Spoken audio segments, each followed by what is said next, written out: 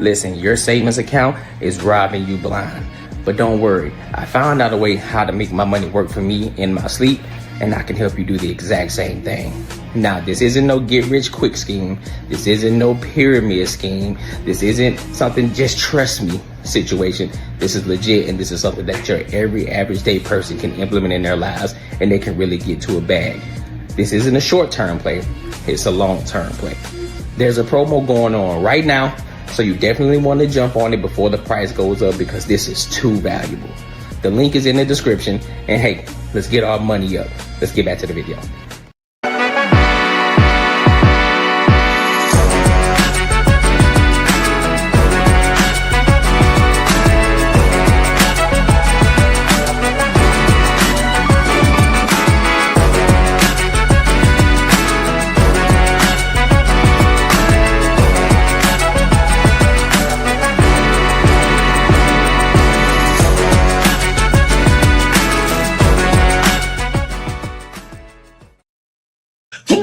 Shit. What up? Welcome to another show, one of the dopest shows on YouTube, where we talk about everything under the sun as long as we get back to the money, real conversations, and real solutions. I'm your host, Courtney Edgar.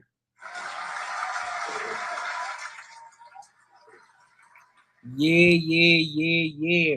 Now, before we get into it, because we got a lot of topics to talk about, we're going to be talking about some degenerate behavior. We're going to be talking about R. Kelly. We're going to be talking about money. We're going to be talking about a whole lot of different things. So make sure you get comfortable. Make sure you lock in with your boy because we going to get to it. All right, but before we do, make sure you like, comment, and subscribe for the algorithm, and make sure you hit the bell notification. Like I said, guys, for those of you who will be in the chat, one of the biggest things that I'm going to start doing now, listen, the chat lives does matter, okay? Want y'all to understand that. I appreciate the chat. I appreciate the engagement. But here's the thing. I will not be bringing your comments up unless you support the channel. All right. So if you want to be acknowledged, make sure you support the channel by tapping into the super chat. All right. So let's go ahead and dive in to this first topic that I want to talk about today. Let's talk about these young YNs, bro. Let's talk about these young YNs. And a lot of... they just make people look bad overall. They make the overwhelming majority look bad, but it's a very small minority of them that do this. All right, so let's just go ahead and dive into it, bro.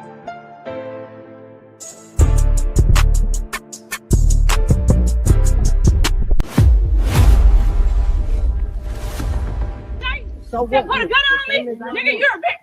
Nigga, what are you here to do? What's up? Don't jump in. Don't jump in.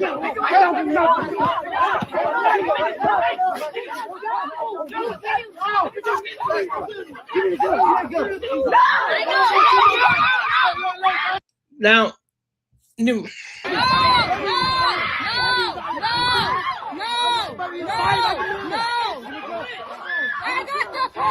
I got a kid. I got a phone. Don't do it. I got the phone. Don't do it. The police just left. The police just left.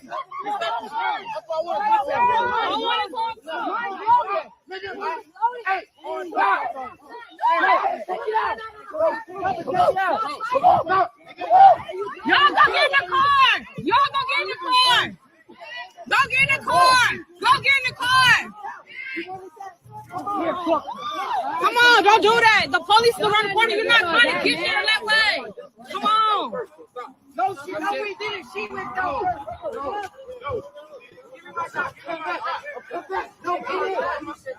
Look, I have it all on camera. Now you too. I don't care about none of that. I'm not taking no.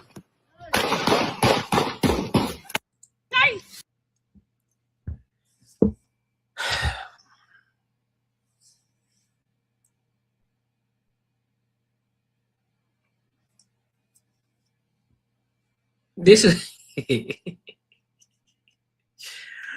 is why, you know what, let me play it from the beginning. So put a gun on me, nigga. You're a bitch. Nigga. First of all, let's start right here. Why is this bull dag over here trying to fight a dude? Why this bull dag over here trying to fight a dude? That's one. You already starting out bad by swinging. That's one. That's the first mistake. What you here to do? Don't jump in. Don't jump in.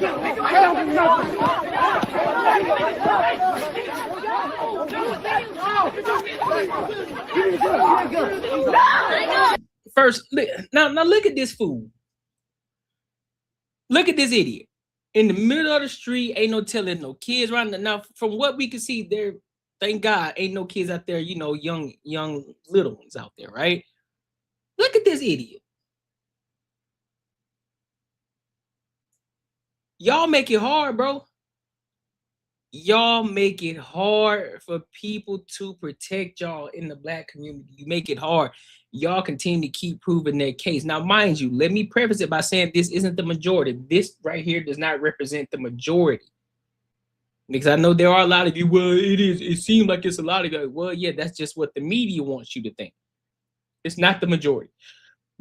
All right? There's a very small majority of these individuals and these YNs and these degenerates. But you in the middle, niggas so soft, bro. Y'all niggas is soft. You can't get in the fight because you're afraid to get your ass whipped because all you ready to do, you ready to pull out the gun, you ready to pull the trigger. Y'all soft, bro. I don't care how you feel about it. You decided to be on camera and the person decided to film y'all. You feel some type of way, that's on you. They ain't got shit to do with me, dog. Look at this shit. Look at this. Got a whole baby out here. A whole baby. You putting this child's life in danger because you want to be a YN, because you want to be ignorant, because you want to be a degenerate. Y'all want to be stupid. This is the part when we talk about when black men alike, when they say fuck the culture, this is what they're talking about. Because all of it is not encompassing. No, there are good things about the culture and there are bad things. We do not subscribe to the bad things in the black culture. The bad things, this right here is what we talk about. She got a little infant in her hand. Niggas out here fighting. Over what? Juice boxes? Over what y'all fighting over? No. Look at this shit. Look at this clown shit. I got the phone. I got a kid. I got a phone. Look at this clown shit. Don't do it. I got the phone. Don't do it. Look at this clown shit. Look at this nigga. Hey, he ready to go to jail. He ready to go to jail. Send his ass to jail. Send him to jail. Send his ass to jail. Send him to jail. Y'all nothing but punks. Sissified. So quick to pick up a gun. Now you think you a man with that gun, don't you? I'm a man without it. Put up your dukes. Now you a man. Your uncle had to learn the hard way. 22 years old. Right? The police just left. The police just left. Look at this shit. Nigga can't even catch a fade without somebody ready to pull out the gun, bro. Can't even catch a fade, bro. Just catch a fade and go home, bro. Niggas running around this bitch. Yeah, bro, what's good with it, bro? Hands in your pants, you ready to pull it out. You ain't squared up. You ain't ready to do nothing. You ready to pull the shit out, bro. Y'all niggas suckers, bro. That's sucker shit. Now that's what I call sucker shit. That ain't hard shit. That ain't gangster shit. That's sucker shit. Look at this shit. Look. Look at this idiot. Look at this dummy.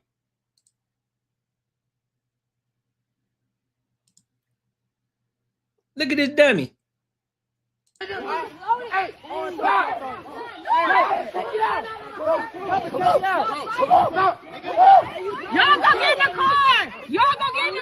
Look, everybody outside just standing around. Look at this. People in the neighborhood, and y'all want us to come back to the hood. When people leave the hood, y'all want them to come back. Oh, you ain't real, bro. You don't want to come back to the hood. No, nigga, I don't. No. For what? For what? What I want to go back to the hood for? Even though let me be clear about this. I'm talking about in general, right? I ain't from the hood, so I'm gonna be clear about that. But the people who are from the hood and they decide to get out, why the fuck would they want to come back? The hood don't love you like that, bruh. Look at this shit. Y'all go get in the car. Y'all go get in the car. Look. Go get in the car. What is that? Is that Arizona? Ain't no way they out here. Or is that Texas? Go get in the car. No, that's Cali. That's what I'm trying to say. Who want to live in the hood? Look at this shit. Come on, don't do that. The police is around the corner. You're not trying to get there that way. Come on. Stupid. Stupid. Look at this idiot. No, we didn't. She went though.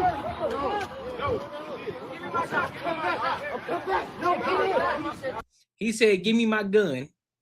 Nah, hold on. What did he say?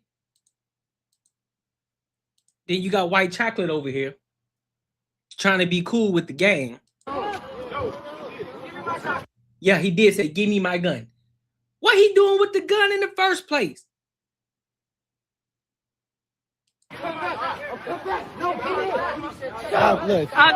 Now he finna go at his homeboy because he a fucking hothead. I have it all on camera. Now you cool. Look at this fool. Look at this fucking stupid ass. What are you shooting at? It's so fucking dumb, bro. So stupid. So stupid. So very stupid. So very stupid. This is the shit that we talk about right here. And y'all niggas get upset when niggas don't want. Y'all get upset when black men or black people in general try to hold other black people accountable. Where the fuck their parents at? Who the fuck raised me? Who the fuck raised these people? Now, mind you, there was a different story back in the day where kids would go outside, you know, you would fight, and then you go on about your day, bro. Now you got to worry about if you get in the fight. Now you got to get worried. Now you got to worry about these dudes out here pulling out guns, bro.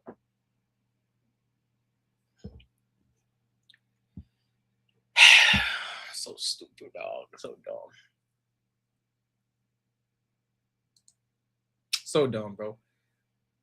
But make sure you like, comment, and subscribe for the algorithm, and make sure you hit the bell notification. And also be sure to support the channel as well by tapping into the super chats. All right. This is dumb. Let's go to this next topic. Let's go ahead and dive in to this next topic real quick. So there's this woman named Matrix, right? She was on, I guess what you call the show. It was like it's almost kind of like was Jubilee, right? Where you got one side, they agree on one point, and then you got the other side who disagree. But she was just on the recent one where it was liberal women versus conservative women. She was one of the conservative. She was one of those conservative women who was going against a whole bunch of liberal white women, right? And now she's going to talk about being a feminist and how you should be a feminist should be a phase, and you should be able to grow out of that. You should grow out of it. So let's hear her thoughts on this, and then I will give my thoughts and opinions on it as well. All right, so let's rock out.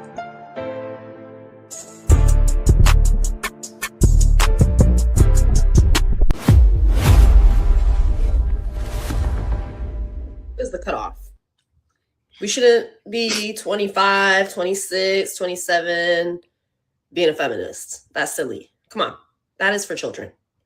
You know what I mean? Imagine crying to the government while saying fuck the government. That makes no sense. If you identify as a feminist, that is like a signal to society that you are a confused woman. You have no idea what's going on in the world. You have no idea how we got here. All the faults of feminism you blame on capitalism, but then you're fighting for the right to be a part of capital. Like, it's just really crazy. Once you're 22, if you haven't started to figure out that, hey, gender roles actually are good for society and I got to get married, you're fucked.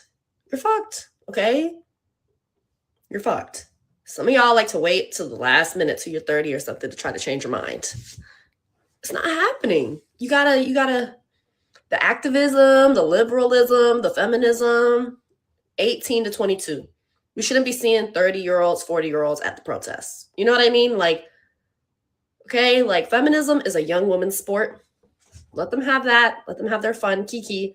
Once you turn 22, 23, it's time to find you a man and lock it up, okay? Because, like, what do you mean? What do you mean? You're going to be 40 protesting for women's rights? That's what you're going to do? Right. 22 is the cutoff. So I'm gonna play it again for those of y'all who may have missed it. I'm gonna play it again. We shouldn't be 25, 26, 27 being a feminist. That's silly. Come on. That is for children. You know what I mean? Imagine crying to the government while saying fuck the government. That makes no sense. If you identify as a feminist, that is like a signal to society that you are a confused woman. You have no idea what's going on in the world. You have no idea how we got here. All the faults of feminism you blame on capitalism, but then you're fighting for the right to be a part of capital. Like, it's just really crazy. Once you're 22, if you haven't started to figure out that, hey, gender roles actually are good for society and I got to get married, you're fucked. You're fucked. Okay? You're fucked. For the most part, I don't see anything wrong with what she's saying right now. Besides the fact that you shouldn't be a feminist in the first place. Let's be 110% real about it. You shouldn't be a feminist in the first fucking place. Fuck the phase. Fuck the 18 to 22 bullshit. Yeah, we know that's why they tell you all this shit. They indoctrinate you in college. And so now, you know, you are an extreme leftist and you got these beliefs because some fucking ABC community professor or some liberal professor has been telling you everything on the one side, making you an extreme. And so here you come back with the same rhetoric and talking points as this liberal professor has, and you're just saying a whole bunch of goofy shit that don't make no sense at all. You shouldn't be thinking like that at all. We watched the video that she was on the other day, and there were a couple of liberal women. She was going crazy, like, you shouldn't tell a woman that she body count shouldn't matter because I'm a sexually liberated woman. I just like having sex and I should be able to have sex with whoever I want to have sex with. Blah, blah, blah, blah. I should do this. I should do that. The patriarchy, men suck. And I don't view men I don't put them on a pedestal because there are bad men in the world and women had to fight for their rights. And because women had to fight for their rights, I'm going to always put women above men. It's women first. We should do it. And who in the hell? It's the feminists that brought men up this high anyways. Like, bro, if y'all don't sit the fuck down and shut the fuck up, how about that? How about You that? lying to me? You lying? On God. Some of y'all like to wait till the last minute till you're 30 or something to try to change your mind. It's not happening. You gotta, the activism, the liberalism, the feminism, 18 to 22. We shouldn't be seeing 30-year-olds, 40-year-olds at the protests. You know what I mean? Like, okay, like feminism is a young woman's sport. Let them have that. Let them have their fun, kiki. Once you turn 22, 23, it's time to find you a man and lock it up. Okay, because, like, what do you mean? What do you mean? You're going to be 40 protesting for women's rights? That's what you're going to do? Right. But I will say this, shorty. Look, hear me out. This isn't an attack on you, right? But what I am going to say is you have the look of a liberal for the most part. So maybe you're recently transitioning from a liberal woman to a conservative woman, and you just haven't let go all the way or fully committed yet. But I'm gonna need you to go ahead and get rid of this joint right here that's on the eyebrow. Go ahead and get rid of that. The nose ring, it's not a big thing. At least it ain't the bull ring, the septum nose ring. At least it ain't that. That's cool, but I would say instead of the hoop, you know what I'm saying, get the little diamond in there. But, you know, preferably don't do it at all. But hey, if you're gonna do it, at least do something a little bit more subtle. You feel me?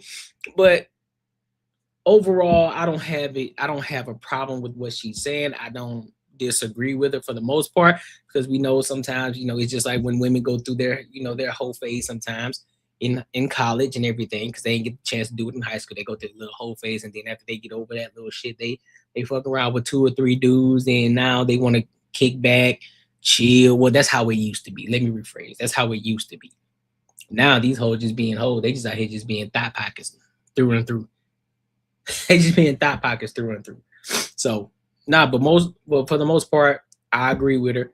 And yeah, this shouldn't even be this shouldn't even be a feminist thing. It really shouldn't. That's a fact. Because what it is now is a lot of these feminists, what they do, everything has to result back to man bad, man bad, man bad, men bad, men bad. It's if you're gonna have women empowerment, have women empowerment, but stop bringing us up in the conversation. Just have the conversation. Listen, man, women, you should be able to do. Women, go out here, become entrepreneurs, do better yourselves up. Because what feminism is supposed to be is not about liberation, so to speak. What you should be able to do is becoming the best version of yourself. And what it looks like when you become a liberal woman, you become the worst of yourself. And that's the crazy part. You're supposed to be liberated. You're supposed to be a person that was apparently oppressed, and now you're breaking the chains, and now you're able to become this better individual. You're able to improve your lifestyle. You're able to do things that you once didn't have to do. You can become a millionaire. You can do this. You can do that. That's supposed to be the betterment for society, not the worst of it. And white liberals are the worst for society. That's a fact. Call it for what it is. Argue with your mama. Argue with your mama. Real talk. But make sure you like, comment, subscribe for the algorithm, and make sure you hit the bell notification. Make sure you tap into the super chats as well. Let me see something real quick. I need to see something really fast, though. Really fast. Give me a hot second.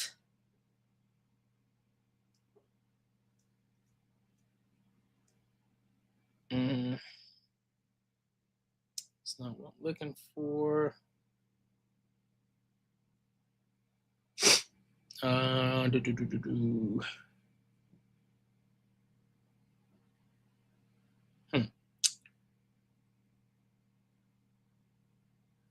Let's go in here and see something.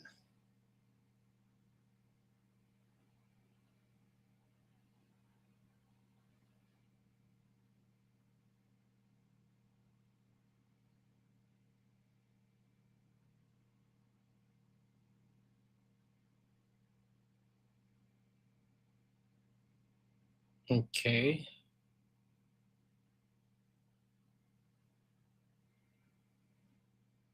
Why is this? Oh, what is my shit showing? Hold on. Give me a second, y'all. Give me a second. We're going to get back to it.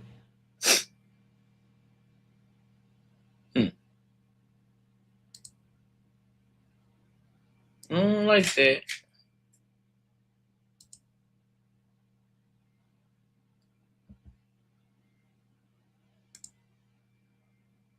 Is my shit?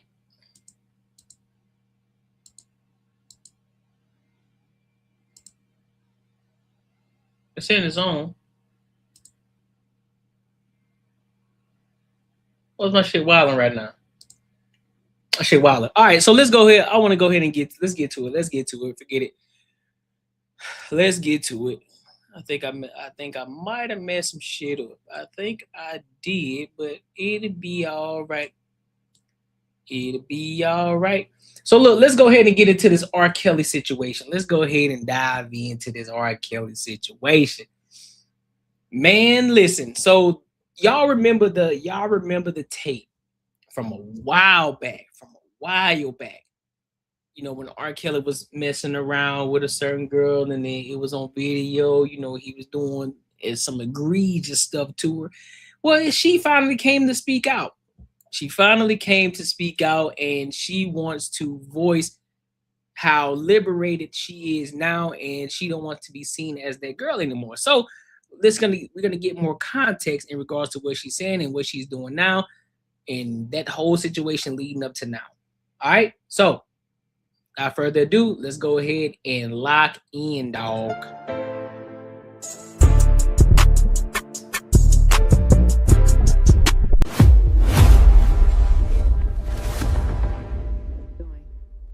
I'm doing well. Feel present. Mm-hmm. When I think about the amount of time that has passed based on how long you knew R. Kelly. I think so many people have wanted to hear from you for so long. How does it feel to not be Jane Doe anymore? It feels very rewarding. It feels very liberating, um, which was a part of the reason why I wanted to write this book because I really wanted to live in my true skin, in my true self. And your true self today is what? My true self today is Rashona Landfair, not Jane Doe, not Sean. It's who I am as a person, who I am as a mother, a friend, a daughter, a colleague, etc. You dedicate this book to your dad, your son, and you say your inner self. hmm Who else would you say this book is for? This book is for every person who has gone through some sort of trauma or some sort of uncomfortable moment in their life where they blamed themselves, were ashamed or embarrassed to live in their true skin and just really took the faults of other people and, kind of hid behind that. So it was just really freeing for me. And I wanted to share my experience with people who have been in similar situations. You obviously talk in this book about how it started. You don't start at the moment people start talking about you or knowing anything about who you are and who you're associated with. But you describe at length how it started. You mention your aunt, the artist Sparkle, who used to work with R. Kelly. I want to read some of it from, I think it was page 18. You say in the book, the next time we're at the studio, this is what you say Sparkle said. You say your aunt told you the next time we're at the studio, you should ask Robert to be your godfather. Aunt Sparkle explained that I should sit on his lap and rub his head while I asked him to be my godfather. What? What? Your auntie? Your auntie, your aunt, your blood. Well, maybe if it's maybe blood or or by marriage, whichever one, but either way, your auntie told you sit on this man's lap and rub his head. Oh, what the This instruction seemed sort of weird since I hadn't sat on his lap before, but I didn't question it. When you think back, is that where it all begins? Is that the start?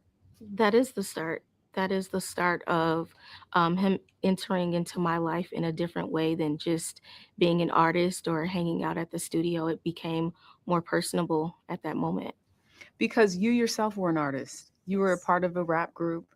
You had toured Europe. You'd been to Europe. Mhm. And it was your aunt, you said, that introduced the family to R. Kelly because he's this successful artist from Chicago. At this time, he's really starting to blow up. He left the group that he was in. Mhm. And it was interesting, exhilarating, fun to be around him. It's kind of how you describe it in the beginning. I mean, this is a big superstar, and you have Yes. access to him like, hey, I want to hang out in the studio. Mhm. And at the time, in the beginning, he's treating you like a normal, excited kid that wants to learn more about the business. Correct. So when do things turn? And I know you go into great detail, Mhm. the early stages and why this is so complicated, your mindset Mhm. at that time. Well, during the time that I met him, I'm also a teenage girl who's going through puberty. And so some of the things that I was thinking or feeling were just normal expressions to, my maturity level at the time. And so it starts very innocent. It starts, you know, being mesmerized and, like you said, like admiring this person. And then, it kind of gets a little deeper or more complicated when that person is able to, see what you can't see, the way you're developing, your conversation, your personality traits. So it kind of became more complicated when he started analyzing me and, the things that I was going through and who I. Oh, that shit is sickening, bro. Real talk. That shit is sick, bro. Like niggas, like dudes really out here. They really out here preying on these teenagers, dog. What the fuck is wrong with people, bro? All these thought pockets out here in the world, bro. that's of age. You got these 40-year-old thought pockets. You got these 30-year-old thought pockets. You got these middle and above the higher age 20s thought pockets, 50-year-old thought pockets out here. Because mind you, a lot of these chicks out here, they saying fuck it, they want to be thought pockets. You got all these thought pockets out here in the world, and you want to focus on the teenager. Was becoming as a person. And again, I What else, was though? excited and mesmerized to, be under his wing and to be a part of his habitat. So that's how things kind of unfolded. So we know that things progress beyond looking out for you as almost like a goddaughter, and it turns into something more than that. I want to go and stay with your aunt Sparkle, who I've interviewed before. Mm-hmm. And she was the first person to really sort of say, you need to go check over there. Something's not right. Right. I think there's something going on that should not be going on. Mm-hmm. In the book, you describe social services coming to your home to do a welfare check. Mm-hmm. And your parents are shocked. They think perhaps maybe she's just jealous because she's no longer associated with R. Kelly. And then obviously 2001, 2002, we're talking about the tape. But why don't you think anyone believed your Aunt Sparkle when she first raised a red flag about a possible inappropriate relationship? I don't think they believed her because there were no obvious signs of what was actually taking place. It was more coming from her end, maybe looking like a motive from, like you said, not being around him. And those kind of questions or concerns didn't happen until she was no longer a part of, his camp or the things that were taking place, her as an artist. That's when those questions started to raise. Chapter 7, you call it stress fractures. And you say it was a couple of weeks before your 17th birthday. You say, Robert told me the copies of one of the sex tapes of 14-year-old me were beginning to be sold on the streets of Chicago and across the country. This is crazy, bro. Your reaction to that when you think about hearing those words from R. Kelly, that this tape is out there and you were 14 years old? I was empty. I was very hollow inside. I was very confused. Didn't know what to expect. And I was embarrassed. That's fair. I want to read part of that in terms of just sort of what you were feeling at that time, because at some point, the remedy for this, according to, you refer to him as Robert in the book, is that he wants to tell your parents. Mm-hmm. And you say, Robert told me how he would tell my parents the truth Mm-hmm. about us. My mom and I were in one room and my dad and Robert were in another. You go on to say some other things, but eventually you get to this part. After a while, Dad came storming out of the room, crying hysterically and cursing, saying to R. Kelly, Mm-hmm. You're sick. I can't rock with you. I can't help you. You need to get help. He yelled at Robert, who followed us into the elevator and was on his knees crying. Man, I'm sorry. I just love her. That's some crazy shit, boy. The turning This nigga point. said, I just love, boy, these niggas are sick, bro. No, like real shit. That's sickening, bro. What?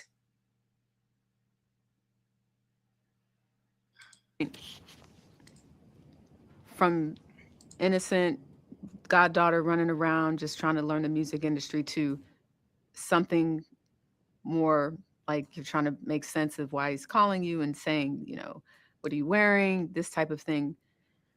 To now you're confronted with something that's out there and he's saying the solution is just tell them. I know it looks crazy, but I believe you're my angel, as you refer to in the book.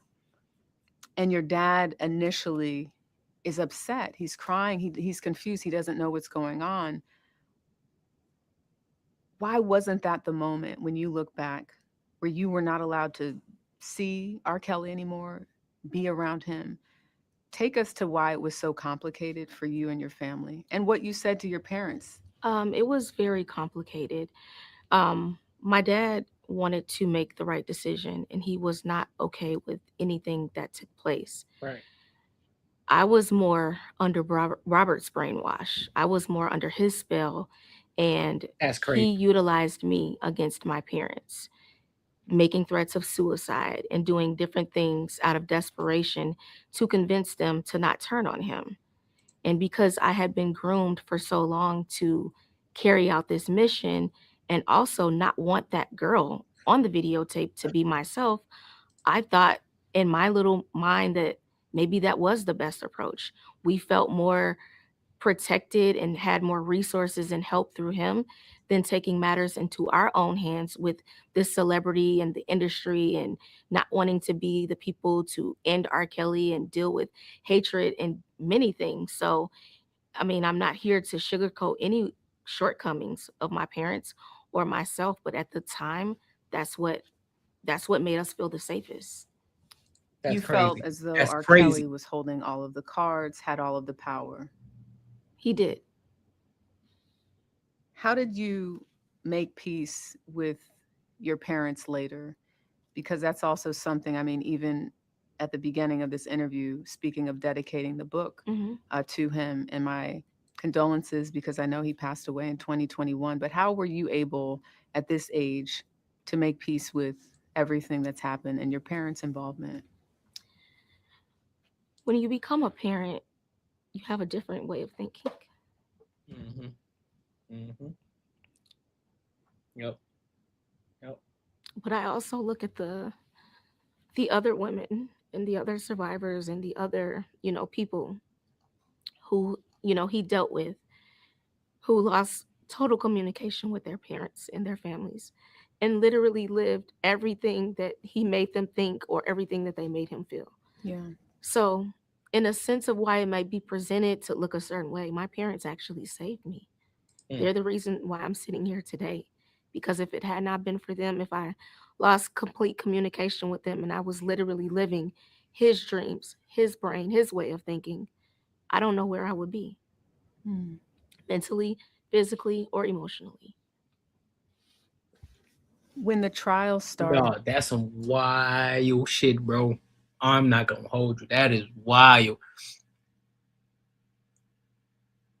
That is wild, bro. I don't care if you got money. I don't care, man. No, that shit just not okay. and the questions from federal investigators are coming. Mhm. When you look back again, so much of this is people being able to try and understand it through your lens. You're Right. living it. You're the only one with this story. Why not tell the truth in 2002 or 2008 when there was finally a trial after 6 years? That's one of my biggest regrets, Mm. not telling the truth. But again, Still, when that shame that she had, and I would say that shame, and probably she was still under his spell a little bit. That's what I think. That's probably why she didn't say anything. She was still under he still had a spell on her. She didn't want to expose herself because she just wasn't comfortable. She probably was still embarrassed and things like that. So that's probably why she didn't say anything. So it was hard. I get it. I get it.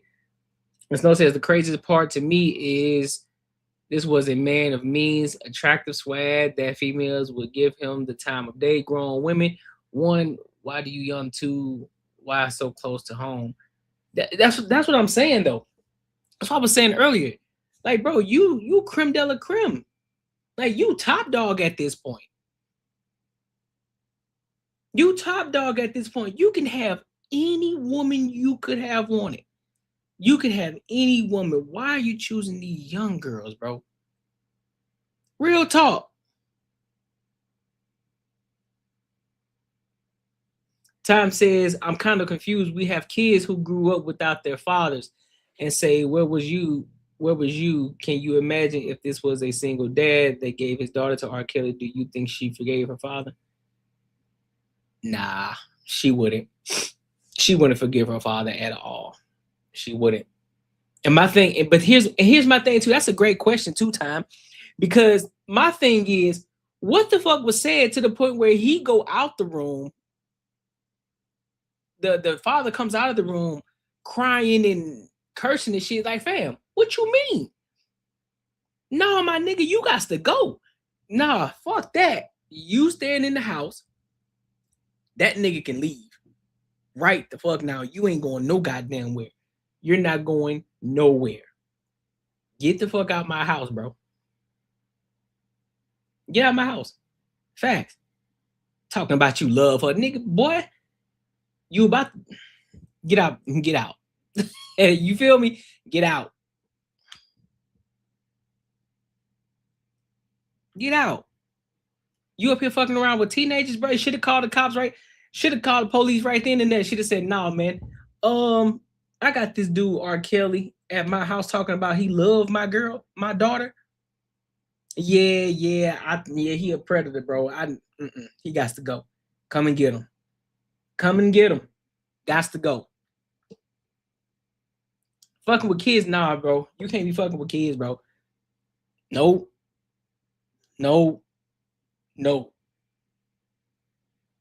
This is what I don't understand. We live in a world where women are independent, strong, and voice their opinion. What mother will let that happen? What mother will let that happen? Society already got their mind set up on fathers, not moms. Yeah. I have been trained and groomed since I was age 13. I started believing the lies that I was telling. It was very foggy and unclear on what I really felt versus what was right or what was wrong. And even in moments where I despised Robert, I still lied for him. Yep. When I look back at that trial, even this Still idea had you under that that spell.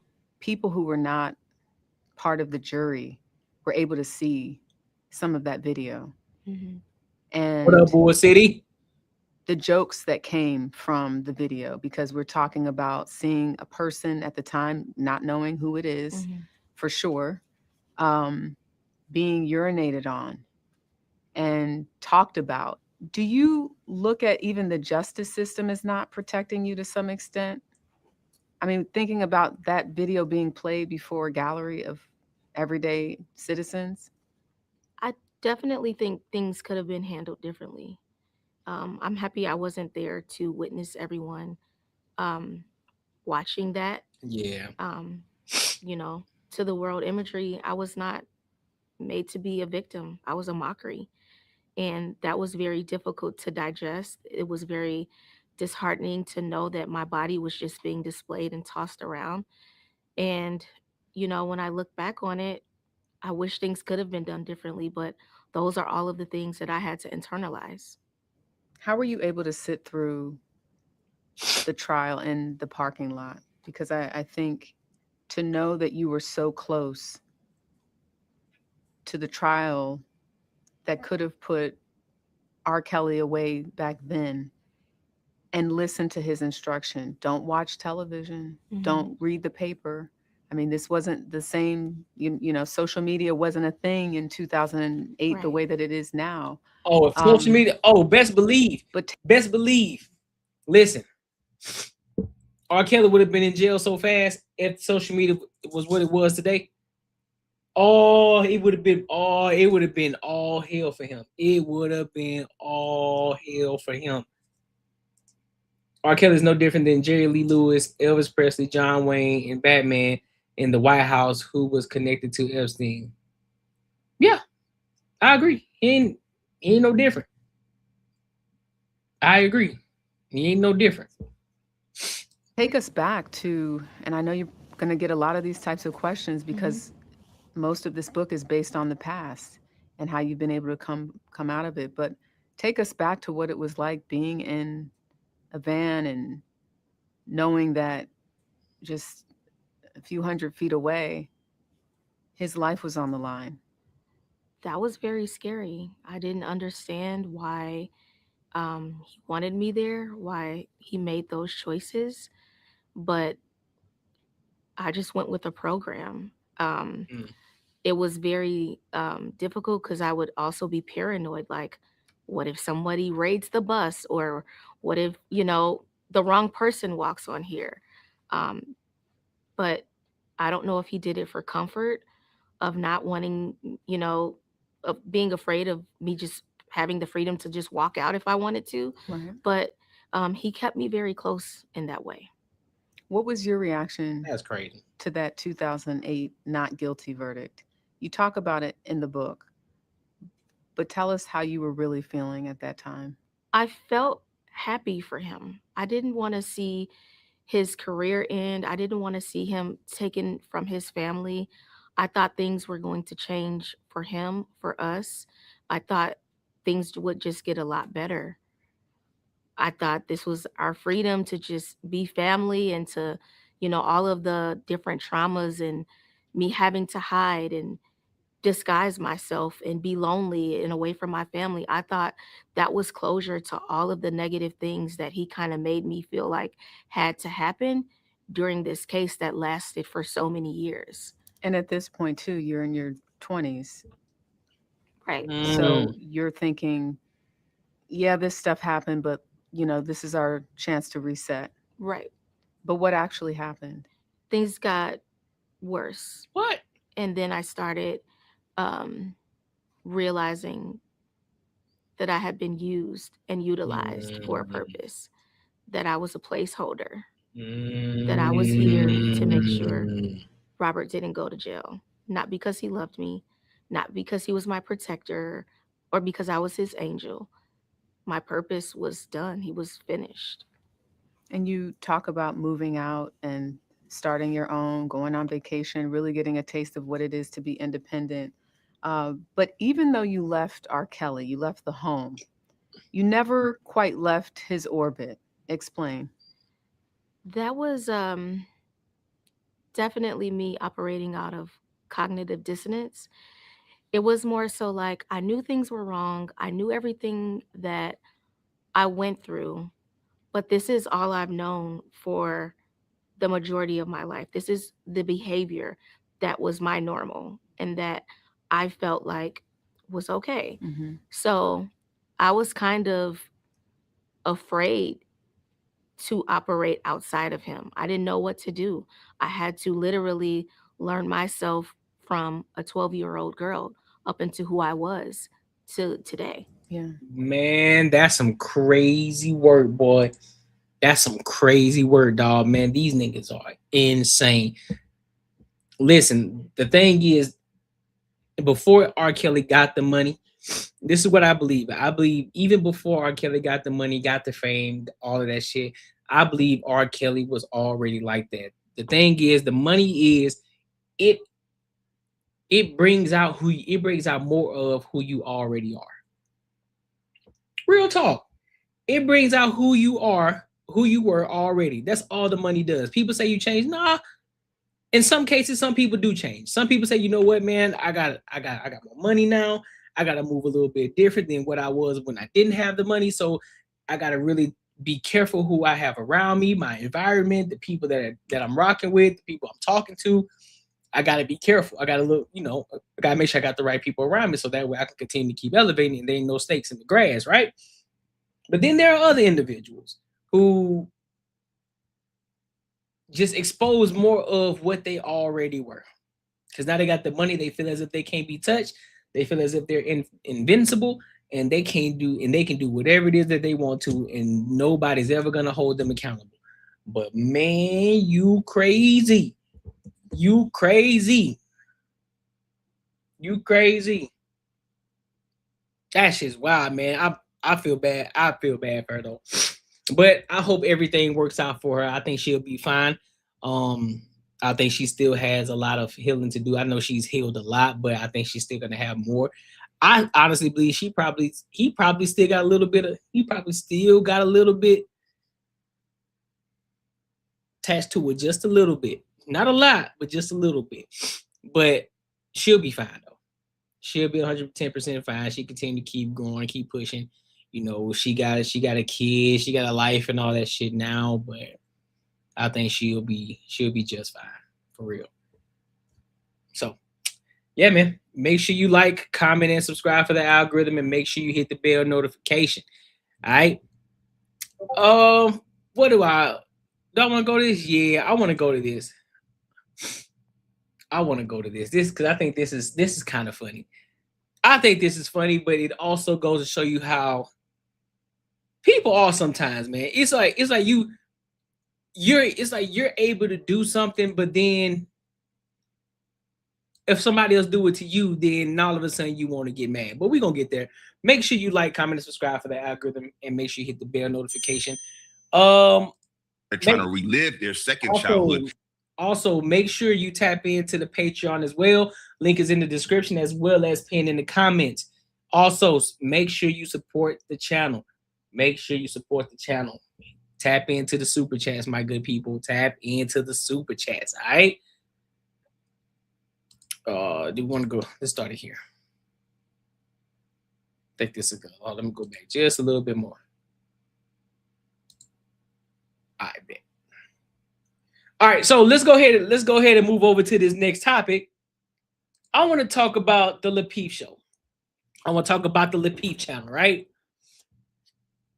Illa and I think his name is OGJ Speed. His name is OGJ Speed. So them two went back and forth, and apparently, y'all, I'm gonna let y'all be the judge. Before I say anything, I want y'all to listen closely. I want y'all to tell me who y'all think the person who was triggered is. Just based off of everything that's being said and everything that you see, I want to know from y'all, who do y'all think is the person that is being triggered? All right. So let's go ahead and get into it, and then I get my thoughts and opinions. Let's rock out.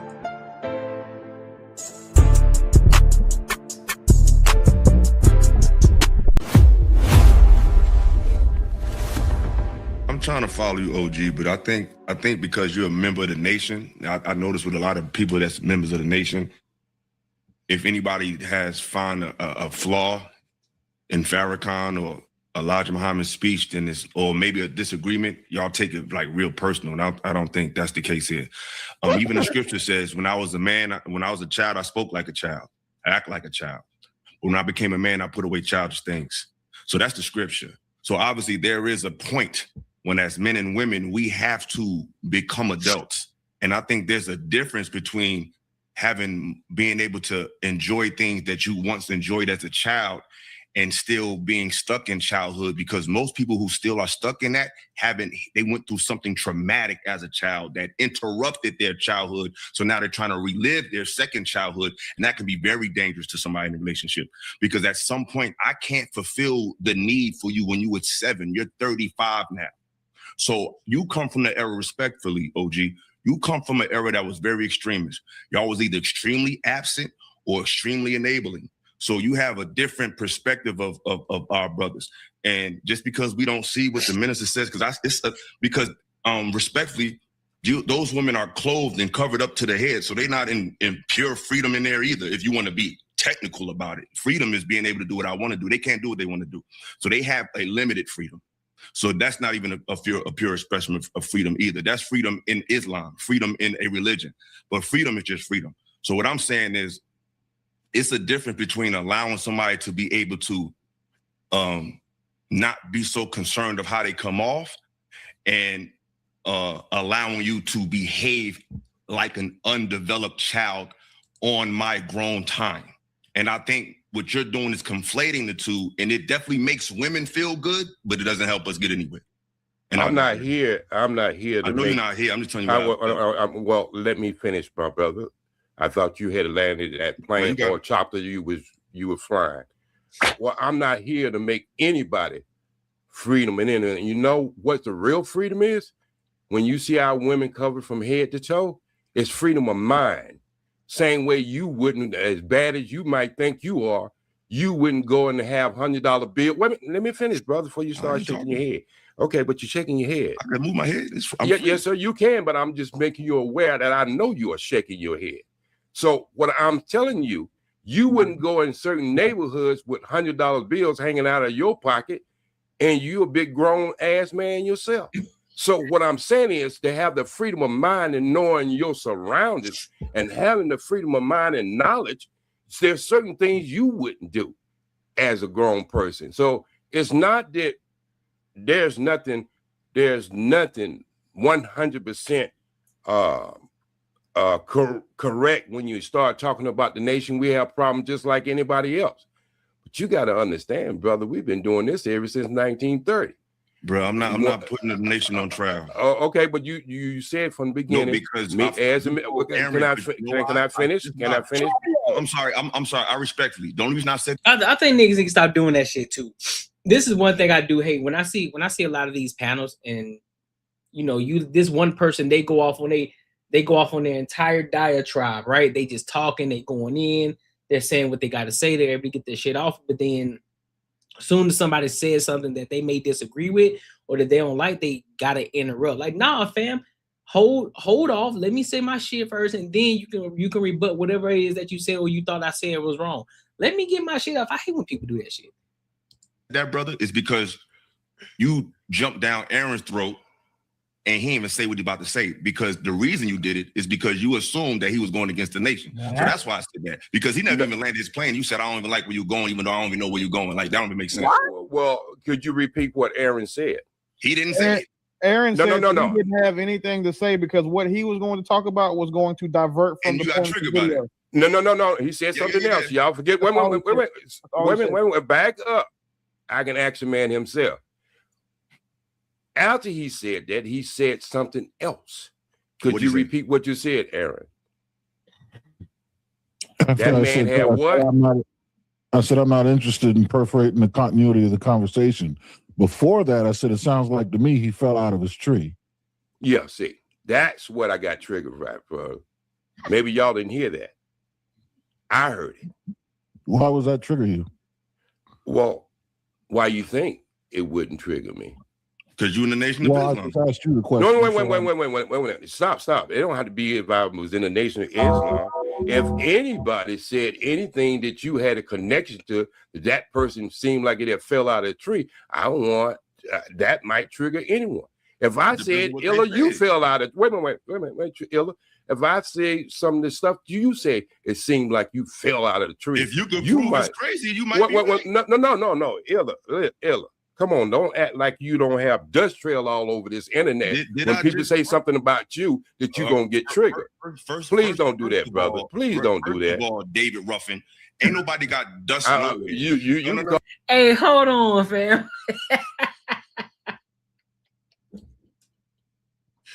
He called this nigga David Ruffin, bro. What the fuck, man?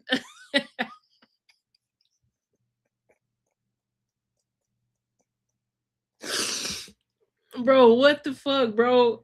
These niggas is wild, dog.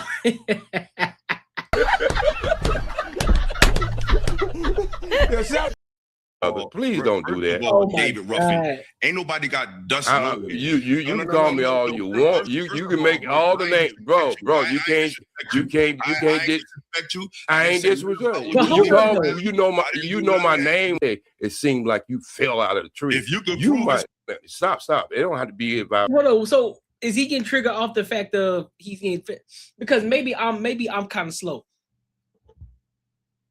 What he getting triggered off? Is it because of he fell out of the tree where he could be seen as a monkey or some shit? I'm trying to understand, bro.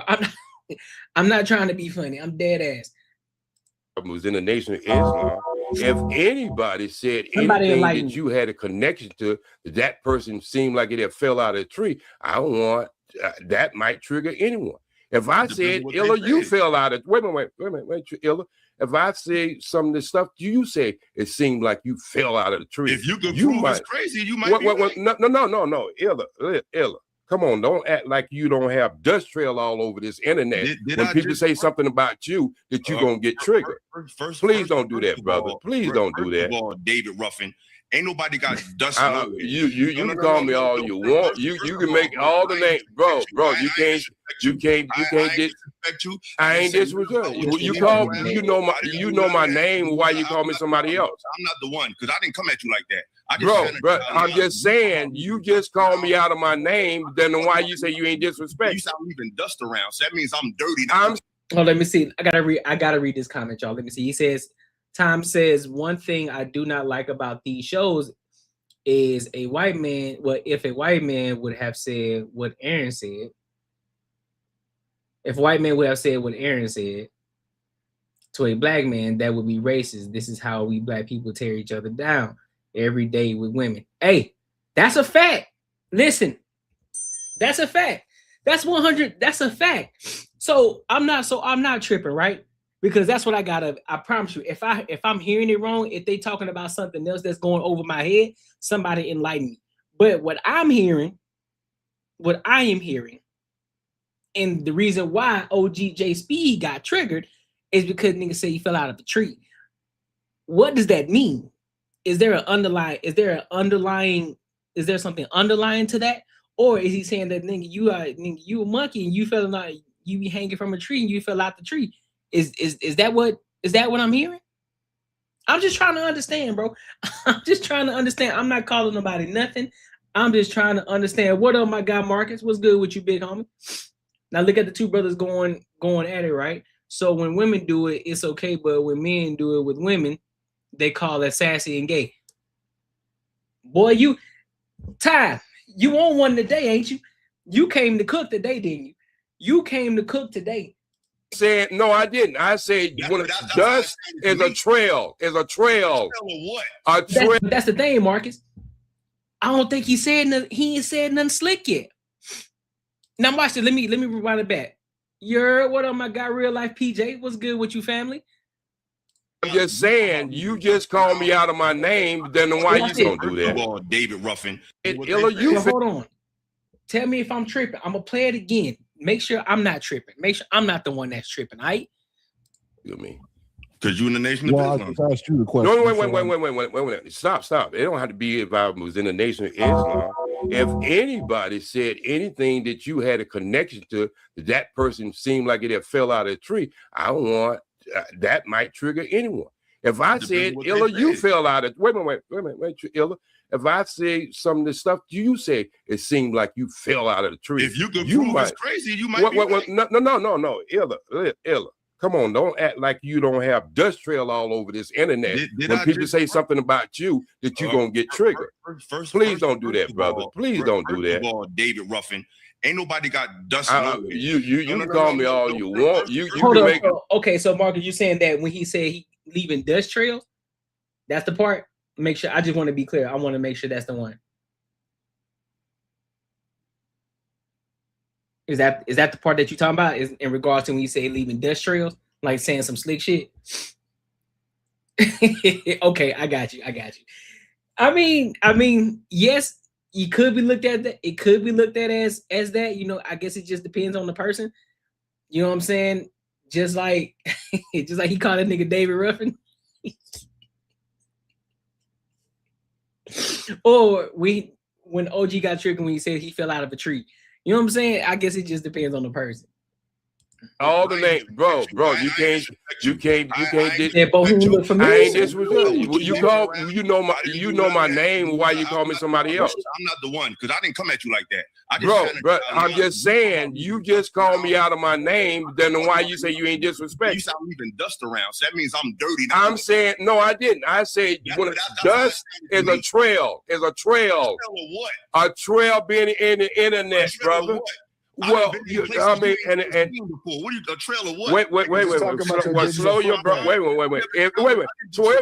Wait, brother. Can I tell you something, brother? Can I tell you something, brother? No. Okay. Well, then I'm gonna tell the panel. I'm gonna I'm gonna talk to the panel. I got the floor, brother. I got the floor, brother. You came. I got the floor, brother. No, you didn't. I got the floor, brother. All right, when you finish, I got the floor. Yeah, okay. So, ladies, you might want to close your ears on this one. But if this gonna be a dick contest, I'm gonna take out enough just to win. Okay. So, no. I'm just telling. No. What I'm just saying. That was crazy. I'm not feeding. What I'm just saying is, if you want to sit up here and joke, we can joke all day because that's what I do. Started, brother. No, I didn't start on you. I just went against what you said, brother, and you got offended. No, you didn't. Ella, no. Quick, if I could, Ella. Yeah. What I believe OG was saying when he said dust, he's just referring to digital footprint. Not that physical footprint. dirty. No. Well, okay, if you did take it that way, brother, wait, brother.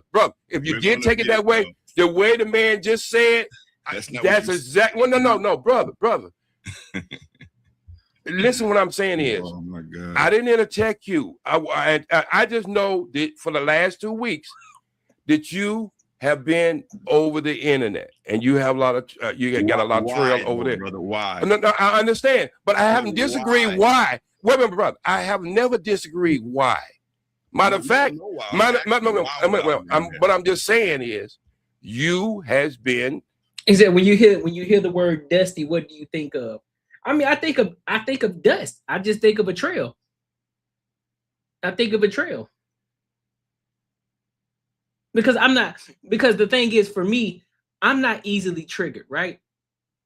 I'm not an easily triggered person. So if you say a dust trail, I'm just gonna let it slide by. Oh, so I'm doing like, oh, okay, cool. So you saying I leave a trail behind? Because then he followed up with, you leave a trail on the internet. Now, of course, we could use our brains, context clues, common sense, or whatever the case may be. But just for me, I'm not going. It ain't gonna trigger me how it's triggering Illa right now. I think that's how I'm looking at it. I'm like, okay, cool, my nigga. Like, I leave a trail. I bet. And then I'm just gonna keep it pushing. But I don't think that's something that I'm finna got them clap back and start going crazy over. That's just me though. You have been popping up over. You popped up on a couple of my channels. Why? It don't make any difference. No, I can see his perspective too, though. I can see how that could be looked at as like, nigga, you trying to throw slight, trying to call me dusty, my nigga. You trying to call me dusty, cuz? So I leave a dust trail. What you mean? Agree with why? But no. But I'm saying, you took it negative, and it really was positive. Bruh, we're grown, mad. Your brother, respectfully, brother, your name is OG. So that means original, I guess you could say God, gangster. That means somebody who had a thought before I was born. You attended the Nation of Islam. Y'all have knowledge of self. You are not a fool. You said a trail of dust. You didn't say, okay. No, I'll let you talk because I'm a word person. Yeah, and I'm chemtrail. So you gonna tell me what I mean, listen, brother? I choose my words very carefully. But you gonna tell me what I mean, brother? I'm not telling you what you meant. I'm telling you what you said. No, but you gonna tell me about what I said, what I meant. Then, however you want to put it, I'll let you talk, bro. You said a trail of dust. If I'm not in my right mind, if I hear somebody say to left a trail of dust, dust is not something that's becoming. That's something that we get rid of. You said a trail of dust. And then you said you've been trending. The reason I've been on the internet because someone popped up on my channel, not because I did something outrageous or I'm out here just causing fights. Someone who's trending in the news happened to just pull up on my panel. I didn't know he was going to do that. But you said a trail of dust. When you say a trail of dust, that's implying that something negative. So that's what you said, brother. Own it. That's what you said. No. You can. Okay, so I'm gonna say this for the last part of Trey. I'm gonna say this for the last Trey. We kind of off. No. But I think we need to say this clearly. So if you think I said something negative, which that was not my intention, and I do apologize if you even took it that way. I accept your apology, but you ain't got to apologize. You ain't do nothing wrong. Okay, no. What I'm saying is I want to clear the air. Good point. Nah, I don't think anybody's gonna take kindly to being referred to or anything that's adjacent to being called dusty. Like, Okay, so I can admit, all right, when I first watched the video, oh shit, up here spitting shit. When I first watched the video, I was like Illa tripping. All right, I can be transparent. When I first watched this video, I was like, man, Illa tripping. But then, as I started to get more perspective and start to hear, the voices of the chat, so I had to reevaluate. Coming from a place of understanding and the negative connotation that dust and dust has, when we think dust, we think, oh, this nigga a dusty nigga, huh?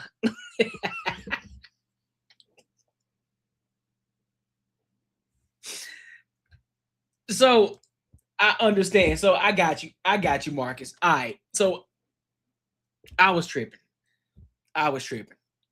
So that's on me. That's on me. But make sure you like, comment, and subscribe for the algorithm, and make sure you hit the bell notification, bro. Yeah, listen. I'm able to stand 10 toes and say that I was wrong. I looked at it wrong. So I bet. All right, so let me see what we got next. Let me see, what was this one? We said type of for show 1530. Let me start at 1530 on this one real quick. Okay. Can you hear me? I wanna speed up real quick. 1530. That boy got the Cash App. Listen, man, make sure y'all tap into the Cash App, not the Cash App, the Super Chats too. If y'all want to support the channel. Make sure you like, comment, subscribe for the algorithm, and make sure you hit the bell notification. All right, so I want to go to this next topic. This one here was sent to me though. So this is basically about a delusional feminist. And she's arguing, and then basically her argument just get debunked throughout the entire topic. But there's a specific part that was sent to me, and they told me to review it. I haven't seen this one yet, so we're gonna watch it in real time, and then I will give my thoughts and opinions on it. All right, so let's go ahead and rock out.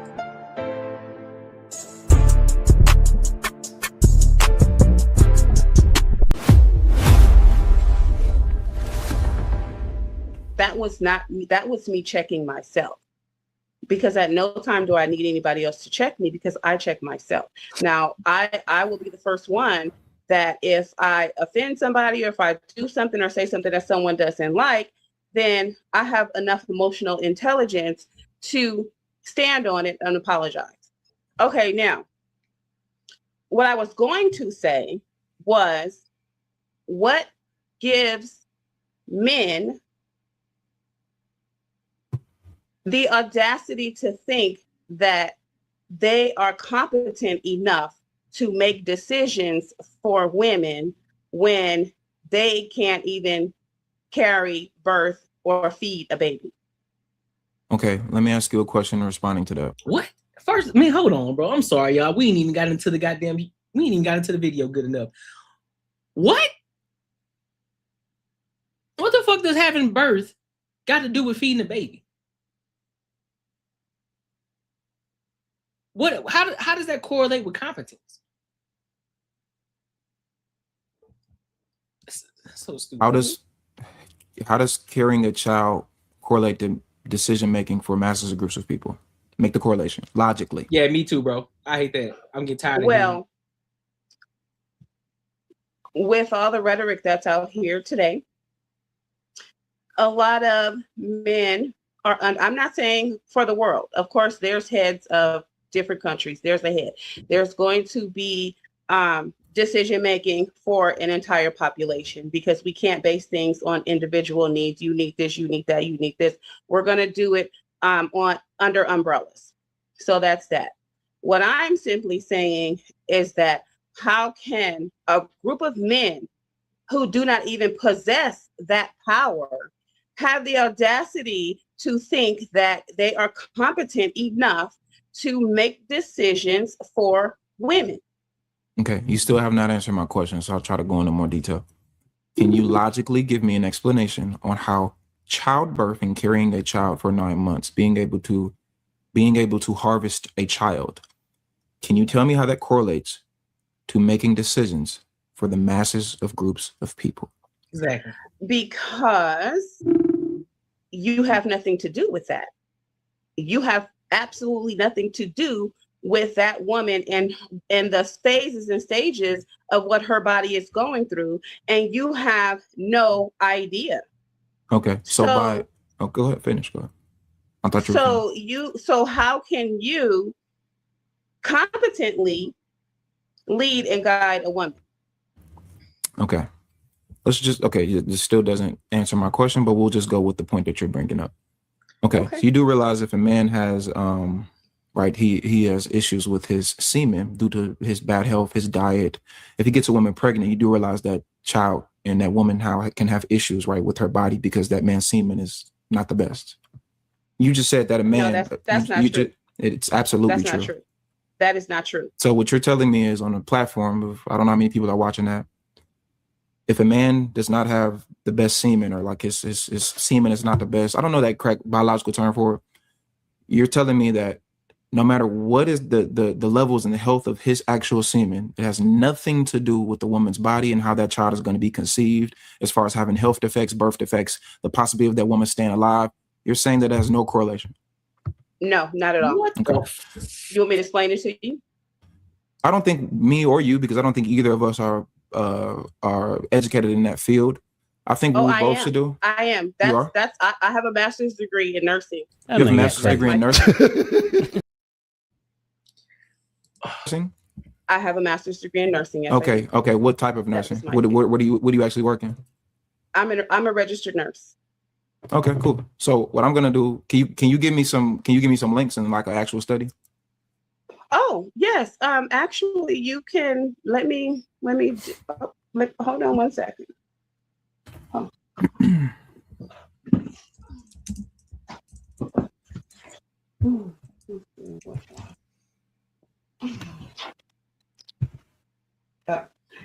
That's just my bachelor's. Let's see. I actually have 3 degrees. I have an associate's, a bachelor's, and a master's. Congratulations.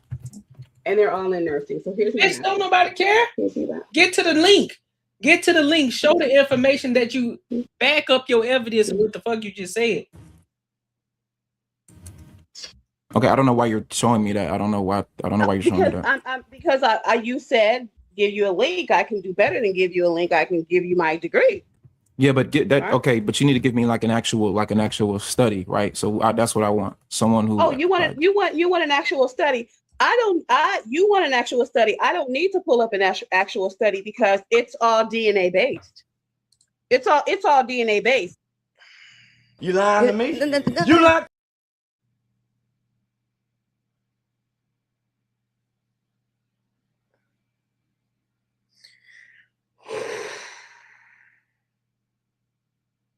What? Yeah. Man, hell no. So the person that actually affects the baby during pregnancy is the mother via alcohol and drugs, because the baby is growing inside of her. She is supplying the nutrients. She is supplying all the immunities and different things of that nature. So the male sperm, the only way the male sperm is going to affect the baby is if maybe he has, some type of familiar history of, I don't know, some rare disease. Okay, I just want you to understand something, that showing a degree that's not a source. By the way, I'm just looking in the chat real quick. Someone just said that yes, poor sperm quality, particularly high levels of DNA damage or fragmentation. Hold on. And I'm not saying that this is a source. I'm just adding this. This is a response. You should be able to back this. You should be able to debunk this point, right? Because you're the educated one. Yes, poor sperm quality, particularly high levels of DNA damage or fragmentation, can cause miscarriage, including recurrent ones. You're saying that that's not possible whatsoever? No. When you're talking about sperm, only the strongest sperm reaches the egg. There's not one sperm that's swimming towards the egg. There are many sperm swimming towards the ovum. So only the strongest survive. Where you get twins, you get 2 that get in there, right? Okay, great. Other than that, it has a weak sperm, deficient, deformed. It won't make it because the other sperm will push it out the way. Okay. They'll be lagging, right? Okay, there's no true medical term in that, but we'll just do this. So what I did was I actually took that comment, because I'll give you that. You're the one that is, I guess, the more educated one, as you claim. I'll give you that. And we'll just do this. Because I actually took the comment that the person typed in the chat, and I typed it in on ChatGPT. Now, ChatGPT is not because you have to kind of be very detailed with ChatGPT, because sometimes they just put up anything. And I'll ask them for a source as well. So this is what ChatGPT says, based on, because you said it doesn't happen, and ChatGPT said this. So we'll just read this. And again, I just took her comment. I just copied and pasted the ChatGPT. Yes, poor sperm. She said, yes, poor sperm quality, particularly high levels of DNA damage or fragmentation, can cause miscarriage, including reoccurrence. ChatGPT says, yes, this statement is correct. And it's backed by solid medical evidence. Poor sperm quality, especially high sperm DNA fragmentation, can contribute to miscarriages, including recurrent pregnancy loss.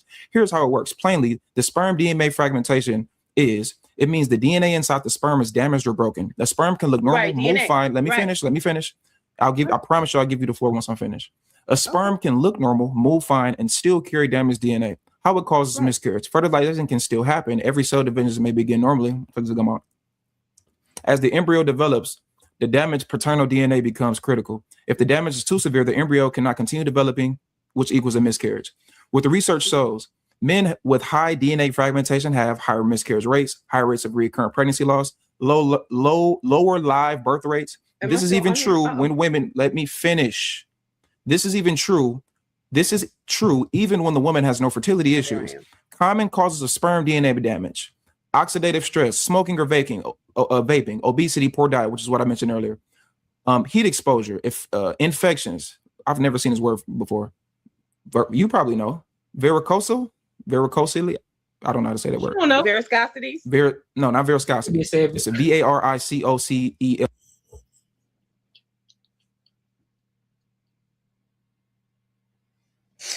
This man said viscosity.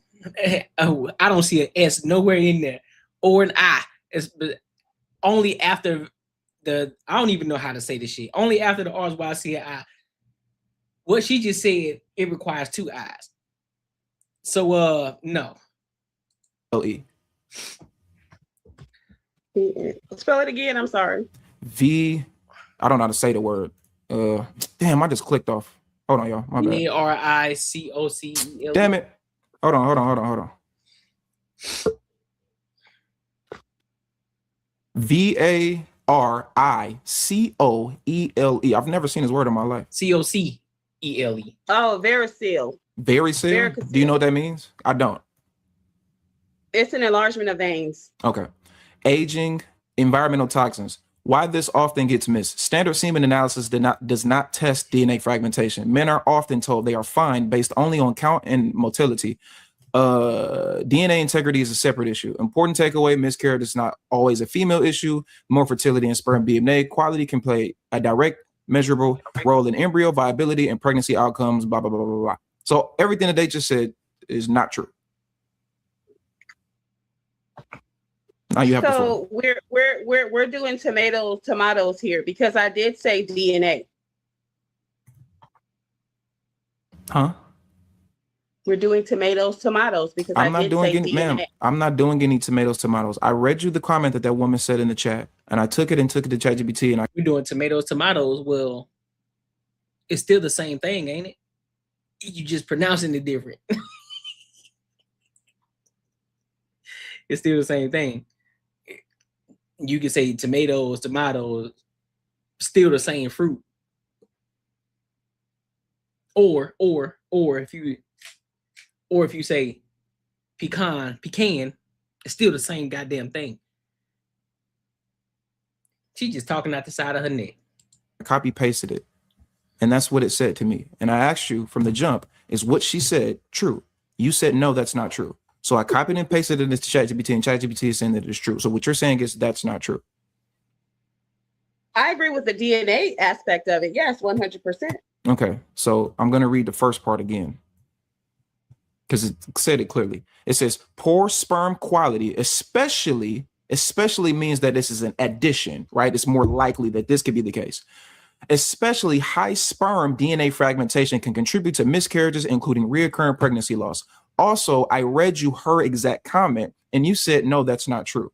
And her exact comment was, yes, poor sperm quality, particularly high levels of DNA damage or fragmentation, can cause miscarriages, including recurrent ones. You said that was not true. And then now, given the example that ChatGPT actually explained and broke it down, you're saying, well, it's true because it's DNA. Well, I've already explained to you from the jump what the actual comment was, and you said that it wasn't true. So now you're going back on your own original statement. No, I'm not. No, I did say, okay, can you rewind it back? It says DNA. I said DNA. There has to be something wrong with the DNA. Ma'am, I read you the comment that the woman said. You said that was not true. You said, are you saying that this statement was not true? I literally gave you the floor to say that this was true or not, and you said that it wasn't true. It literally says, ma'am, in the actual breakdown, it literally says poor sperm quality, especially means that it's more prevalent for this to be the case. Especially high sperm DNA fragmentation can contribute to miscarriages, including recurrent pregnancy loss. It literally says, important takeaway, miscarriage is not always a female issue.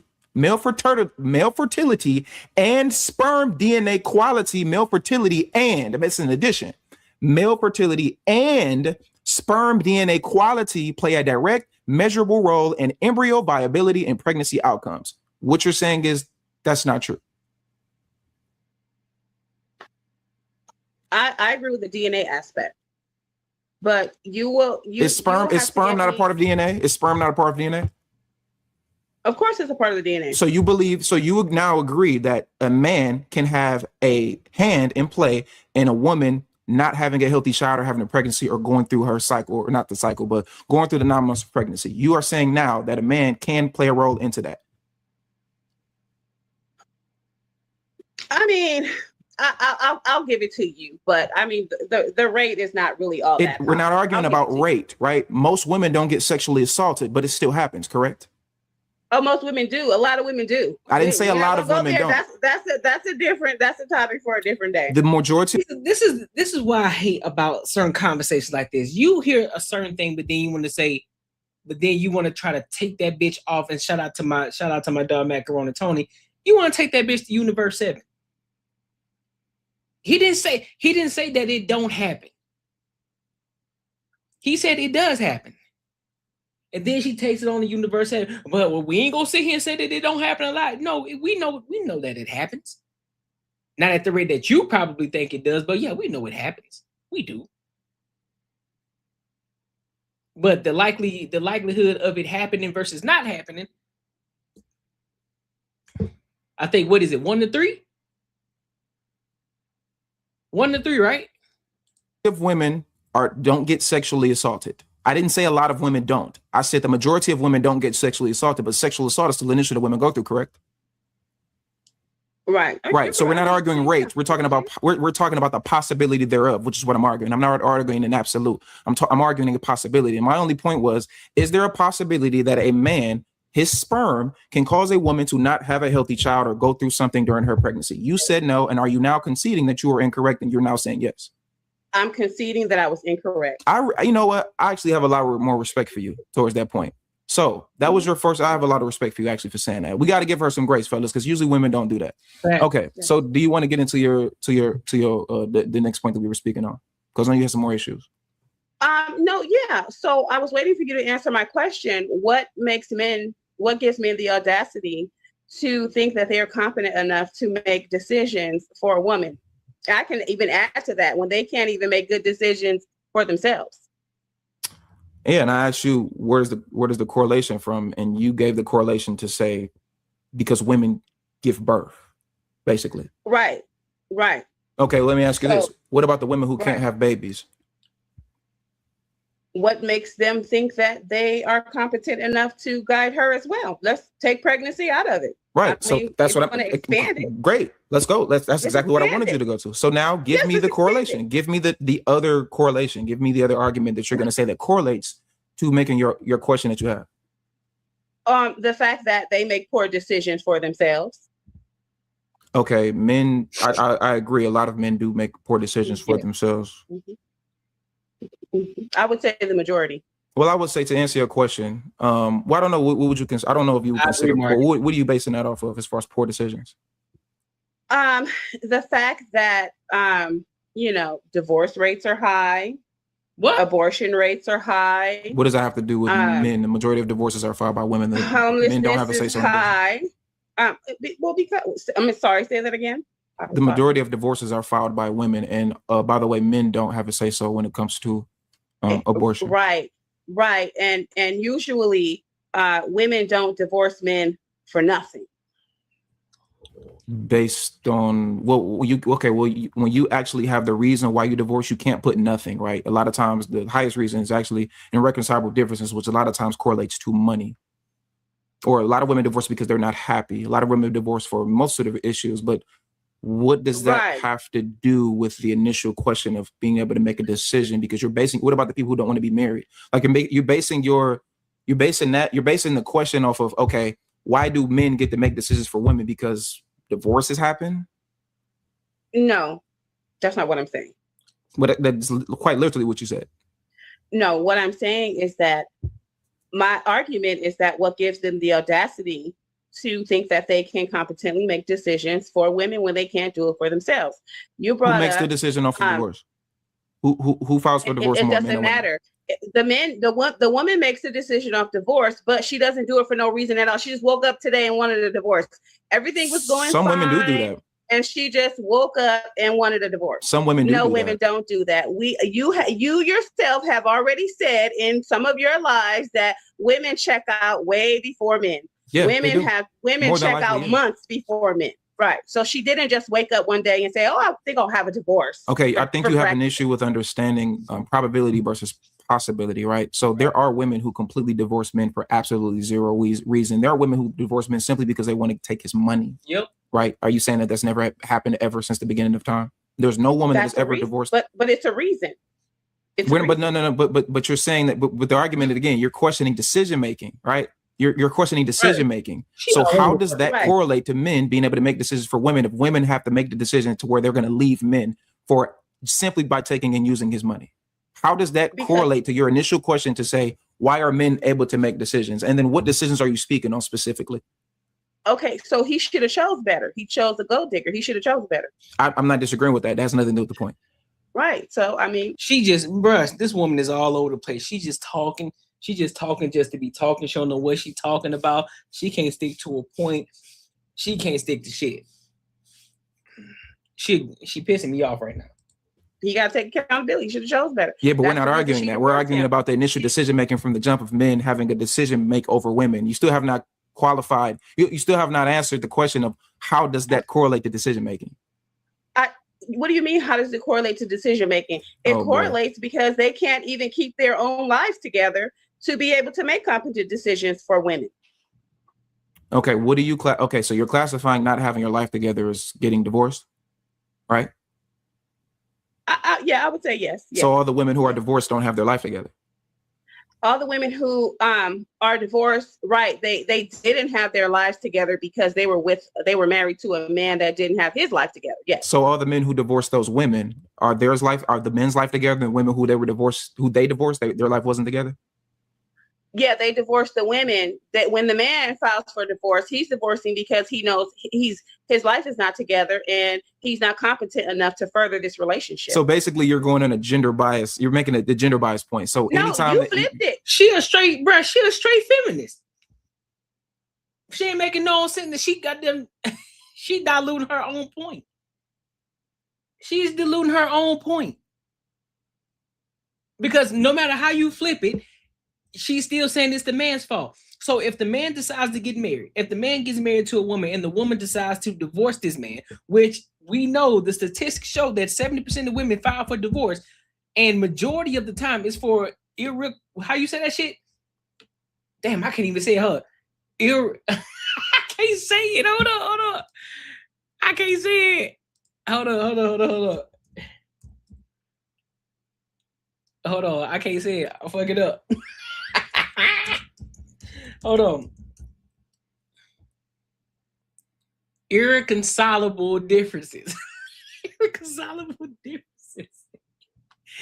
For irreconcilable differences, that's the majority of the time, right? But then when he flipped the question around and then asked her, well, okay, so are you saying that the men who decide to get divorced, who decides to file for divorce, are you then saying that the men have their life together because they were the ones who filed for divorce? And she's saying, no, they're filing for divorce because they realized that they didn't have their shit together. What are you talking about? You flipped it. You flipped it. I know I flipped it to see if your logic was going to apply on both sides, and it doesn't. So if a woman gets divorced, it does. No, it quite the man literally is the doesn't, leader, man. right? The man is the leader, right? Here we go. Yeah, so he has yeah, no he should be. excuse because he's the leader. He's supposed to be the leader. So if the woman decides that this is so stupid. This is so stupid. Let me let her finish her point. She's gonna divorce him because her life is messed up. It means her life is messed up because of him. If he decides to divorce her because his life is messed up, that means his life is messed up because of him, because he's the leader, he's the decision maker. Okay. What if a woman cheated? Is that his fault? Yes. Okay. Does that logic apply with your son?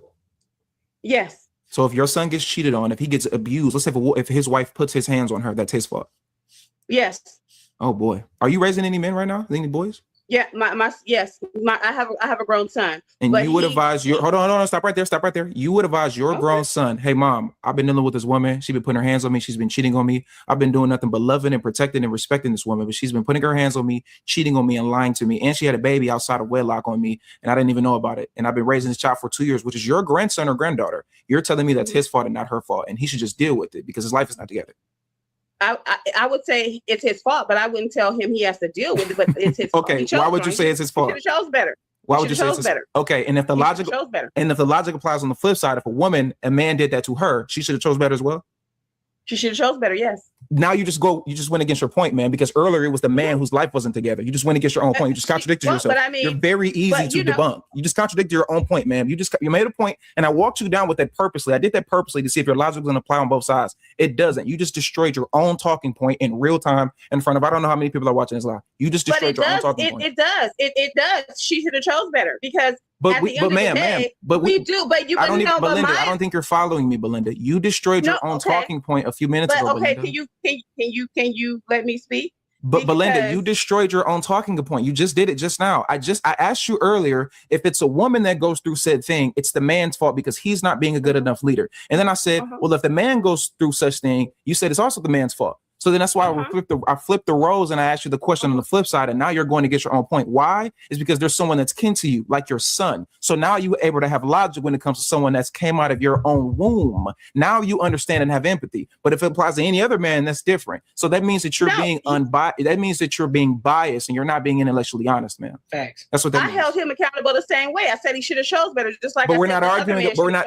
But again, I asked you the question on the flip side, and you said the woman should have chose better. But then 5 minutes ago, not even 5 minutes ago, like 3 or 4 minutes ago, you said that it's the man's fault and he did said thing to her. So it's not about her choosing better. It's simply his fault because no matter what, because he has a penis. You just destroyed your own talking point. But it is okay. But we do have our own free will. So at the end of the day, yes, it still is his fault. But if I am to correct anyone in the situation, I'm to correct my daughter, not him. So that's where my logic is. So if we were talking about your son, not the daughter. We were talking about the son. You flipped it to the daughter. If my daughter, no, I didn't. I didn't flip anything to. I didn't flip it to the daughter. What did you say? You said if it was your daughter and if your daughter came to you and the man was putting his hands on her. No, I did say that. You're right. I did. I thought you were talking about the other point. Right. I was talking about the other point. So. Okay. Right. So but we're not okay. So it's not. We're not talking about the correction though. We're talking about when I asked you about the daughter, because I thought you were talking about another point. When I asked you about the daughter, you knew to say, well, it's not just her fault, right? Or it's not just her fault. It's on the man. You went against your own point because I asked you something a few minutes ago. And it didn't matter about if it was somebody that's near and dear to you or a kin. It was simply about that they had a penis. Because your whole entire argument was the man is the problem, the man is the problem, the man is the problem. So if a man goes through said thing, he gets abused, lies, cheated on, it's his fault because he didn't choose right. But if it's a woman, it's different. If it's your daughter, it's different. I didn't say you don't talk to your daughter about it. What I'm saying is, you know that you have a bias based on gender. And let's just get down to the point because you're not making any sense at this point. This is the truth, Belinda. I haven't even spoken that much and I'm not making sense. You're not making sense. You're the one who's been speaking. You're not making sense. How am I not making sense? And how am I not making sense? I think the fact that you don't know you're not making sense is more of a bigger problem. No, you're a teacher, correct? I just want to put this out there. Hold on, Belinda. You're a teacher, right? You're gaslighting me. I don't appreciate now you're doing the victim mentality. You're doing the victim mentality. You gotta stop just saying gaslight too, just because somebody caught you in your shit. Ain't nobody gaslighting you. You know what you're doing. Or let's be honest, she probably don't realize that she got caught in her bullshit. She thought she was spot on, and she just ain't understanding. She might have to watch this video back and realize where she fucked up at. And be like, yeah, you know what? I was off on this one. I was off on this situation. I got caught slipping, but in the heat of the moment, she may not be able to catch it. So you are that's textbook gaslighting. But I'm not gaslighting anything. I've destroyed your talking point, and now you're trying to be the victim. This is to make people feel bad for you because you want to feel empathy. Too bad it doesn't work like that. I'm gonna give it to you. Y'all don't feel bad for me, even though I got gaslighted. I don't want y'all sympathy. I'm gonna give it to you, and you're being a victim, ma'am. This is victim mentality right here. There's just too many people that act like this in society. Now, let me ask you this: you're a teacher, correct? I'm starting to understand. You are a teacher, Belinda, correct? No, actually, no, I'm not a teacher. No, I'm not. I mean, a teacher of my patients, but not an actual teacher. Oh, I thought you were like an actual, like a teacher. Okay, then that. Oh, what happened? Oh, I forgot. Zoom has a bruh. Got a bad talking sister. Like, what's all that about? Why are you? Okay, first of all, you're not my sister. I don't know you, ma'am. I have a couple sisters, right? I refer to myself as a sister, not as being your sister. I said a sister. What is a sister? What is that? It's a girl. It's a woman. It's a sister. It's slang for a black woman. Yeah. Stop the black woman stuff. Stop the I'm a victim because I'm a black woman. I don't care if you're a black woman. I don't care. When did I say I was a victim? No. Because you said you just got a bad talk a sister. This is the victim mentality stuff. You don't like what I'm saying because it goes against your opinion. So the way that you make yourself sound like a victim and everybody to take your side instead of I'm the black woman and intersectionality and don't let the black pride community hear this shit. They gonna go on his shit. They gonna rip him a new one. Pause. Boy. He doesn't like me because I'm a black woman. I don't care if you were purple. Okay. I would have the same energy. I don't care that you're a black woman. I don't care that you're a woman. Stop with the victim mentality stuff. Your race does not matter. I don't care about your race. I don't care that you're a black woman. I don't care what you are. You could be a blue woman, a green woman. You can identify as a shark. I don't care. I'm still going to give you the same work. So stop with the I'm a black woman stuff. Nobody cares that you're a black woman. I could care less. Okay. All right. I'll give it to you. Perfect. Your opinion. I love it. Do you see the way that I talk to men? I do. I see. Yes. Do you ever mention that they're a brother? So do I talk to them because they're brothers? No, you talk to them because they're people and they have a voice. Thank you. I appreciate it. So let's get off the victim mentality talk. You can go ahead and continue what your point was, though. Well, I wanted you to really answer my question. You didn't answer my question. You did a lot of deflecting and asking questions instead of answering my question. So I'd like for my question to be answered, if you don't mind. Okay, I'll give you a perfect scenario. If me and you were in an empty room, just me and you by ourselves, we have no weapons, how would you stop me from doing anything? I'm not talking about strength. I'm talking about mentality. Y'all always take it to the strength level. Of course, he can protect me. No, he's stronger. He can overpower me. I understand that argument. Calm down. To answer your question, Belinda, the reason why, because you used the word confidence, the reason why men are able to... competent. I said competence. Competent. Okay, I thought you said confidence. You said competence. Okay, I got you. Competent. I apologize. The wrong concept. I thought you said confidence. You said competence. The reason why men have always had an upper hand over women is because you can't defend your position. That's why. If me and you were in a room by ourselves, there was nothing that you could do. And that's not a threat. Obviously, I would never do anything to you, Belinda, right?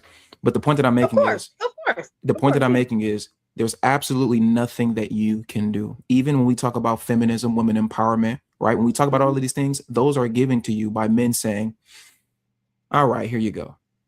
If it wasn't for those things and men defending your position of what you believe in, you can have a million women marching in the streets right now for women empowerment and freedom, which is really not 2026. Women empowerment is really women hypersexuality empowerment. I want to act like a woman that's a whore, but be treated like a woman from 1950s. We know. But the reason why is simply because there's a biological mechanism. You can't defend your position. And unfortunately, men can defend their own positions. You have to outsource your own defense, Belinda. That's why. It comes down to that. I mean, I would agree with you. Okay. I would not disagree with you on that point. I would not disagree with you on strength. What I am simply asking is, I'm not talking about decisions as far as fighting and being protected. I'm not talking either, about but- decisions as far as maintaining a life, maintaining a lifestyle, making. Okay, so they talk about whole something else now. So at the end of the day, bro, she wilding. She on to a whole nother situation. What up, Shell? What's good with you? This is what I can't stand about women who always try to use their degrees. Just because you got your degree, that don't necessarily make you intelligent. That don't necessarily make you smart. In some cases, it can, depending on the type of degree that you have. Or let's be honest, it may make you educated in that specific field that you got your degree in, right? But that doesn't make you overwhelmingly or overall intelligent. I hate when they do that. Oh, I got my degree. So that means you're really good at retaining information. You're really good at retaining information. That's all you're telling me. Scooby-Doo. Scooby-Doo. Scooby-Doo. But anyway, make sure you like, comment, and subscribe for the algorithm, and make sure you hit the bell notification. Listen, make sure you tap into the Patreon. Link is in the description as well as pinned in the comments. Also, be sure to support the channel. Tap into the super chats, y'all. Show your boy some love, dog. Show the boy some love. You feel me? Show your boy some love. So what do we got more? How much time we got? I've been on. We still got enough time. We got 2 more topics. Let's dive into this Cardi B. Let's dive into this Cardi B and this damn this Stephon Diggs situation. Listen, I said this before. I said it when it happened, when it first popped off between the two. I said that shit will not last. I said it will not last. I called that bullshit, but everybody thought I was goddamn crazy. Oh, see, I can't wait. Everybody on Cardi's side allowing the hoe to do hoe shit.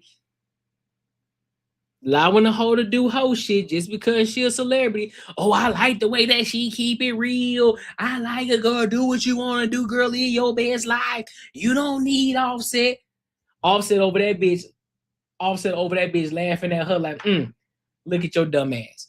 You done got pregnant by another nigga. Now I think he about to go to jail. I think. Crazy work. But that be what it is. So let's go ahead and get into it. Let's rock out.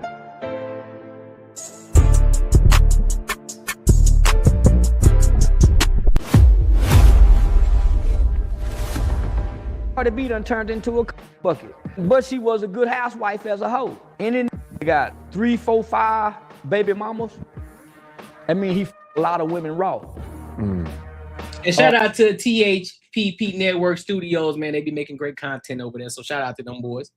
So he's susceptible to carrying some type of STI or STD with a history of raw dog. That's the broken hoe. Yeah, that's the broken hoe. She have to have a man. Yeah, that's the broken hoe that have to have a man. That ain't a strong woman. That's why so many young girls and young ladies look up to her and admire. They all broken little hoes. And they enjoy being hoes. They just ain't getting a lot of benefit out of being a hoe. We're going to the Super Bowl! We're going to the Super Bowl! Let's go! She was almost like the urban version of the Taylor Swift with Travis Kelce. As I look at Travis Kelce and Taylor Swift, we've been talking about the relationship all year long. Yeah, Taylor Swift after the Kansas City Chiefs. Yeah, that ain't nothing like that at all. Not even the urban version. Hell no. Hell no. Not even close. Not even close. Win Super Bowl 58. Everybody wanted to see her at the games. They wanted to know her opinions, you know. These football players are dating some type of celebrity. The celebrity's all of a sudden on the field, kissing them with their pads off. And I'm like, what the f is this? Like, yo, it just seems too storyline. Like, yo, Stephon Diggs was like beyond washed. He got like 7 girls pregnant in a year. He gets with Cardi B. She starts showing up to the show. Like, come on, yo, Cardi B is like Hispanic. She don't know about no goddamn American football. Now she know all the goddamn rules. She's on the field running left, running right. I'm like, what the hell? Every time they're like, all right, they're interviewing the quarterback. Let's pan to Cardi. She's over there with Stephon. What? This guy was a perennial loser. This guy was kind of on the way out. All of a sudden, the storylines start making sense. And then, of course, the team he's on gets the flukiest schedule in history. And they're in the Super Bowl. 3 weeks later. Name something that is sexier when it's in black. I still got one. I'm gonna smack the wig off. I don't tolerate disrespect, and that's just what it was. Whether it be you or anybody else, like. Ring? Is Cardi getting her ring? It's on the agenda, maybe, right? Right? I gotta get mine first, though. 12 seconds later. Inspiring message for Stefan before the game. One inspiring message. Good luck. A few inches later. That will do it. Seattle Super Bowl champions for the second time. Less than an hour now. Can you reflect on the season, what it meant to you? Super proud of the guys. Super proud of my teammates. I wish things could went another way, but you know the money, huh? Okay, you guys, so Cardi B and Stefan Diggs have allegedly broken up and unfollowed each other on Instagram. And when I tell y'all this is messy, this is messy. It looks like one person blocked the other and unfollowed. I know what you're saying. This seems so high school, but no, this is some grown Jerry Springer dysfunction. Mind you, it hasn't even really been a full year yet until she sat down with doing that interview with Gail talking about I'm having a baby with my boyfriend. That was literally just in December, November, y'all. The latest rumor about you is that you are having a baby. Mm-hmm. Well, yes, I am. I'm having a baby with my boyfriend, Stefan Diggs. I'm a great guy. I'm actually a great guy. Look at that. He on them snow bunnies.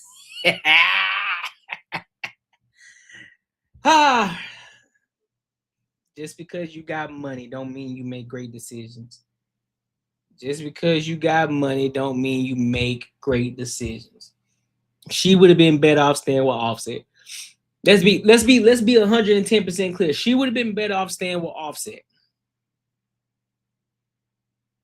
Because everybody who was making posts talking about, oh, she upgraded. It's okay for a woman go and get somebody. Talking about, oh, well, he lift weights, Offset don't do it. Listen, bro. Listen, fam. Y'all really thought that was going to work? Y'all really thought that was going to work? How fast that shit popped off and the shit that he and Stefan Diggs had going on. His record of cheating and fucking around with many different hoes. You mean to tell me that was going to work? Out of all people, Cardi B, man, boy, y'all better stop. Y'all better stop. This same thing I was trying to tell my dog Raw. Bro, Cardi ain't it, bro. Cardi ain't it. That shit sound good. It sounds dope to have her name, her name and likeness in regards to, if you're trying to get some clout, cool. Fuck no. Ain't nobody trying to fuck with no Cardi, bro. Especially not long term. That shit wild. She funny to put it like this. She funny to laugh at. Yeah, she funny to laugh at, but man, ain't nobody fucking around no Cardi. I told y'all what was gonna happen. I told y'all what was gonna happen in this situation. I knew that shit wasn't gonna last. Knew that shit wasn't going nowhere. If it ain't snowing, I ain't going.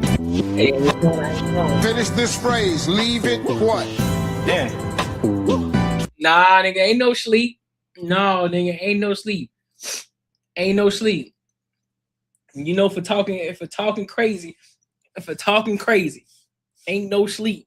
Rumors going around that Stefan Diggs had an affair with Cardi B while she was 8 months pregnant. I'm him. Right to another nigga. Jump right to when the left a nigga who cheated on the nigga that she was married to, right? She left him just to go get pregnant by another nigga that she ain't married to just to get cheated on again. Should have stayed where you was at, shorty.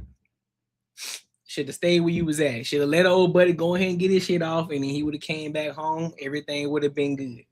But now, but here's the thing. But here's the crazy part.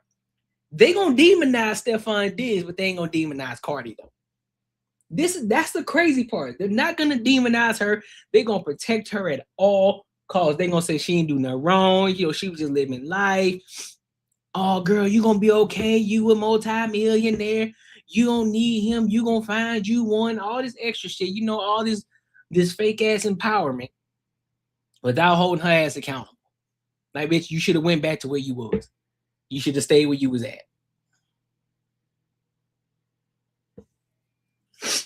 Y'all wanted her to stay. Nigga, she went and got with another cheater. What you talking about?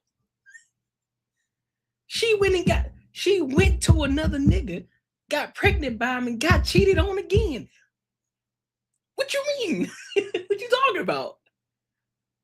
She got cheated on again. So what, you might as well, you better off just staying where you was at. You better off just staying where you was at. This nigga here, he worse than Offset. Well, he worst. This nigga is a serial cheater. He wasn't taking her serious, bro. Let me see how many kids this nigga got, man.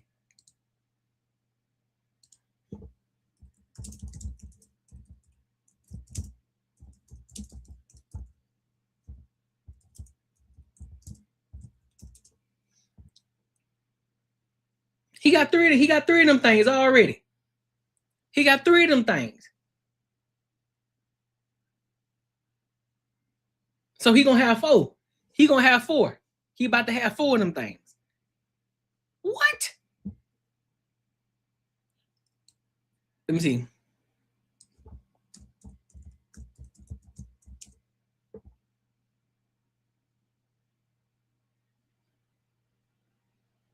That's crazy, bro. You should have just stayed, man. You should have just stayed where you was at. You should just stayed in the home. You know what I'm saying? Let that nigga sleep on the couch for a minute. You know what I mean? Be mad at him for a couple of months and then invite him back to the room. That's what you should have did. Like, fuck that. I think what really hurt her. He exceeded his 3 strikes. Nah, fuck all that. She should have just stayed where she was at. Nah. All right, that's fair. She should have got the fuck up out of there. She chased the meat, and guess what? She ended right back. She ended right back up in the same predicament. So by that logic, she should just stay where she was at. Real talk. Nah, she should have just stayed where she was at. She should have just kept it going. Is her being at that game, but also it was the other 5 or 6, however many baby mamas he has, they were all there too. And that is her reality now. That you are now attached to this man who's also attached to 6, 7 other women.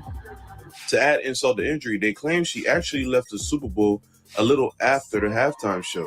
And on top of all that, the third guess for this alleged breakup is because there were rumors there was another woman allegedly outside his hotel room. And allegedly, Cardi B was so fed up with the BS that she didn't even... You said, I want to see her on the forensic files. No, I don't want to see her on the forensic files. I don't. But if you're going to continue to keep on getting with the same type of niggas, you might as well just stay where you at. Stephon Diggs ain't no level up. Stephon Diggs wasn't no level up. That wasn't a level up situation. So you either just stay where you at or be completely single and just go have fun and do what you do. Go make music or go do whatever else that is you got to do and lead them in and stop fucking around. Stop fucking around.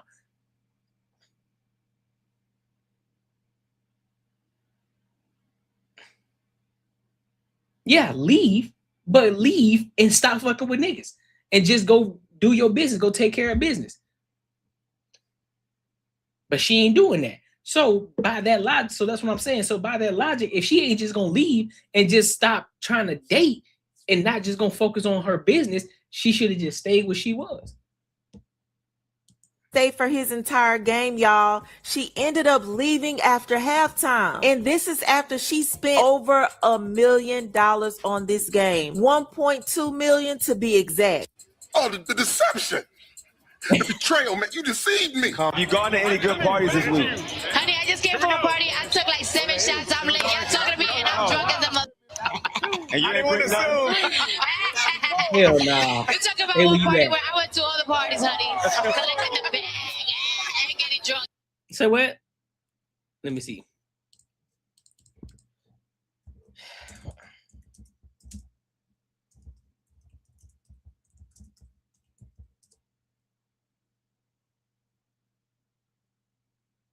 What's good? What's good with it, Dale?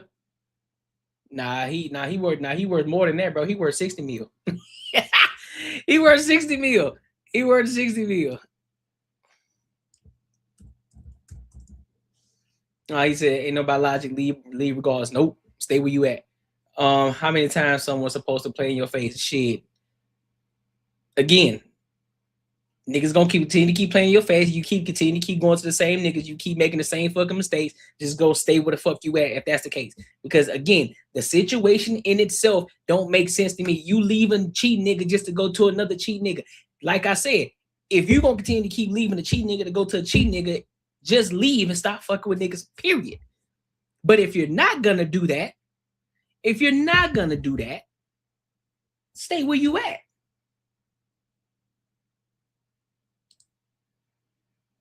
Offset is worth 40 mil. Offset is worth 40 mil. Estimated worth 40 mil. So yeah, a 20 million upgrade. Yeah, 20 mil upgrade. But shit, either way, you ain't losing.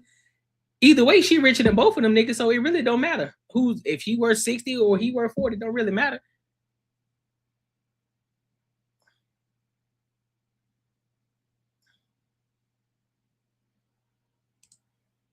Taking free drinks and Okay. So that's who you rooting for, Cardi? You got a first down. The replay Am I cussing too much? Nah, they Okay, interception. Am I cussing too much? There's no holding you back, you ain't getting no fine from me, Cardi. It's Don Julio, honey. Don't pay attention to me, honey. Cardi, we don't put a leash on a superstar. You do what you do. Even Offset fans are saying that she chose a dude that she knew was worse than Offset. Cardi, I just know Offset is cackling right now. I just know he laughing right now because it's just like, you know, they're laughing his ass off. You left me to go be with the same man that's doing the same shit. I know he laughing. I really, really, really hope Cardi stand on business though. I really do. Let's see if she stand on business. Because how many times you gonna let these men play in your face? And the baby mama was there at the Super Bowl. He keep playing with Cardi. We all know how this gonna end. I'm gonna be honest, the only people that are shocked by this situation are the parasocial Cardi B fans. Because sports fans didn't told y'all how Stephon Diggs is. The man keep getting exposed for crazy wild stuff while he with Cardi. A lot of people feel like this happened because of Stephon Diggs' best friend, Pri. If you guys don't know who Pri is is a girl that allegedly was preggo by Offset. And she was also allegedly Offset's side chick. She also allegedly is BFFs with Stephon. And she wasn't just any side piece. This woman gave Cardi B hell. Now, she was allegedly pregnant with Offset's baby while he was still married to Cardi B. But what's crazy is Stephon Diggs had baby mamas on the sideline. He had the baby boys out there. He had KJ's baby Calm. That baby's name is Calm. He had the chain on. Stephon Diggs' baby mama is actually the one to have his first son, KJ. She was there at the football game to support him as well, and so was his son. So his son had on a little hat that said Snoop, and people noticed that when stay where she at. Stay where she at. Leave men alone. Focus on her business. She don't need to worry about hitting nobody up in no deal. Neither one of them. Stephon Diggs was walking into the stadium, that they could see that he had a belt on that said Snoop as well. So this is the baby mama that he's been rumored to really be in love with for a while now. And yes, this is the Kiki that Drake made that song about. She was front row with his firstborn son, who was born a few months before Cardi B and Stephon's son. So Cardi had to sit there and watch Pri and his other baby mama at this game. They really love KJ though. He out here tagging and bagging. He take care of KJ. He pay all her bills. Him and baby Carl. B&B Records. That's the first boy. He having his way when it comes to the women. Look at his baby mama, front row and center with his child. And y'all probably don't look at it as a big deal, but bro, she rocking this a custom jersey with his number on it. A custom jersey. That says a lot. That boy is still clapping those cheeks. He got 4 baby mamas in 1 year, all on months apart. That's crazy. You think they ain't gonna show up to the Super Bowl game and support him? He's still taking care of them. That still tricking and mind you, still plucking them cheeks. They probably still got a bonus because they got to the Super Bowl, even though they lost. Y'all just don't want to accept the fact that he's doing it. Oh, he'll never do Cardi B like that. Now, a lot of women are praising her for moving on and not. Multiple baby daddies. Julio put 4 or 5 babies in the. She got 2 different baby daddies. He got 7 different baby mamas, and all the kids are around the same age. We are the ones that are championing these type of females. Because it's way too many of y'all out here trying to make an excuse and make it seem like, once again, she's the one that's calling the shot. She the one with the leverage. She's the one in control. She the one that dumped him. No, the he didn't. When a male sees that you don't mind being in a rotation, being a part of his roster, he categorizes you and say, oh, okay, this is what this is. Greetings, you polite savage. I see what they, you feel me? I told you, bro. Then Corey, how you been, fam? Been a minute. What's up, Timmy? What's good with you, homie? It's been a minute. What's good with you? What's good with you? Nah, I'm telling you, bro. I'm telling you.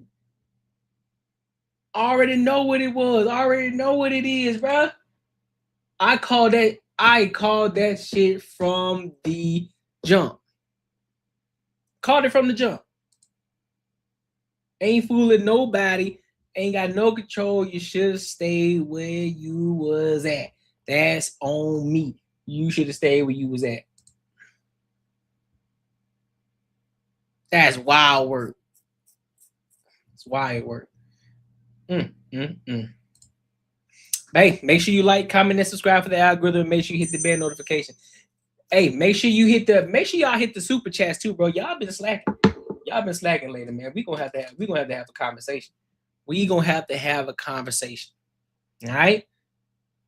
We gonna have to have a conversation because y'all slacking over here in these streets. Let's see what we got next. Speaking of super chats, let's get into some money. Let's get into some money. Hey, we want some money. Let's talk about 7 business ideas to start for beginners. Let's talk about it with Miss Cody Sanchez. Let's talk about the money, all right? Make sure you like, comment, and subscribe for the algorithm, and make sure you hit the bell notification. Let's rock out.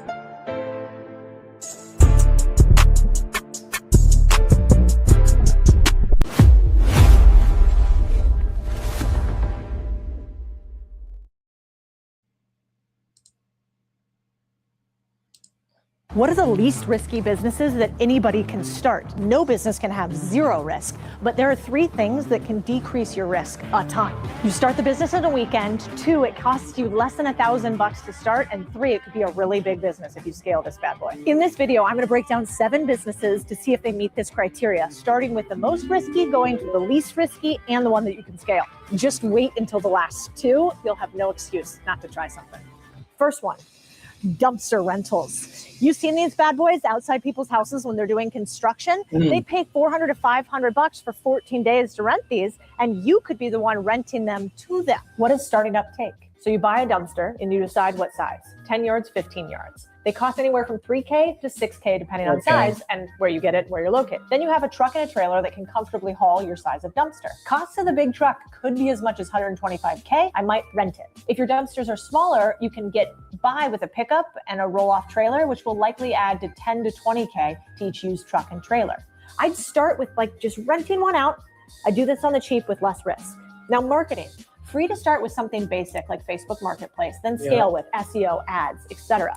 Can you start in a weekend? Yes, but that means you're putting in the work and not a bunch of other people. You got to be willing to deliver the dumpsters, have the cash, and do a bunch of logistical work, not to mention selling it. Number 2, how much startup cost is this going to take? And what do you lose if you fail?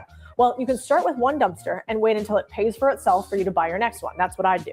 If you fail, you lose the cost of the dumpster, the truck, and the trailer if you're renting it. You've probably spent around $4K on the dumpster, but could sell it back to someone to recoup at least half of the cost. If you've purchased the truck or trailer, you're in a little deeper. You've likely financed something and are out a lot more time and frustration.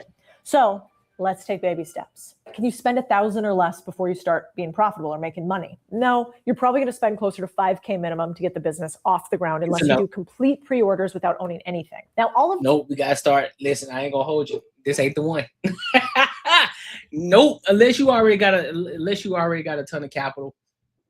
It could be a very lucrative business, but if you're somebody who may not have or don't even want to spend $5K for a startup, even though $5K is really not a lot.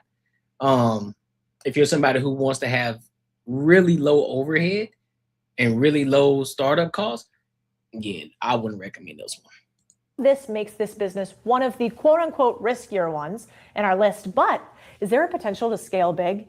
Yes. This guy owns an established dumpster rental company. Here's what happened. He bought 5 20-yard dumpsters. Nice. It cost him $23,500. He anticipates they'll pay for themselves within 1 month because he's got a lot of demand. By this math, it could take 20 dumpsters plus the labor, hauling capacity, and marketing scale to hit $1 million in revenue for 1 year. Do we believe him? Should we ask some questions and get some receipts and maybe do a video on this? Let us know. Because I think this dumpster rental would pair really well as a good add-on business for number 4, which has less risk.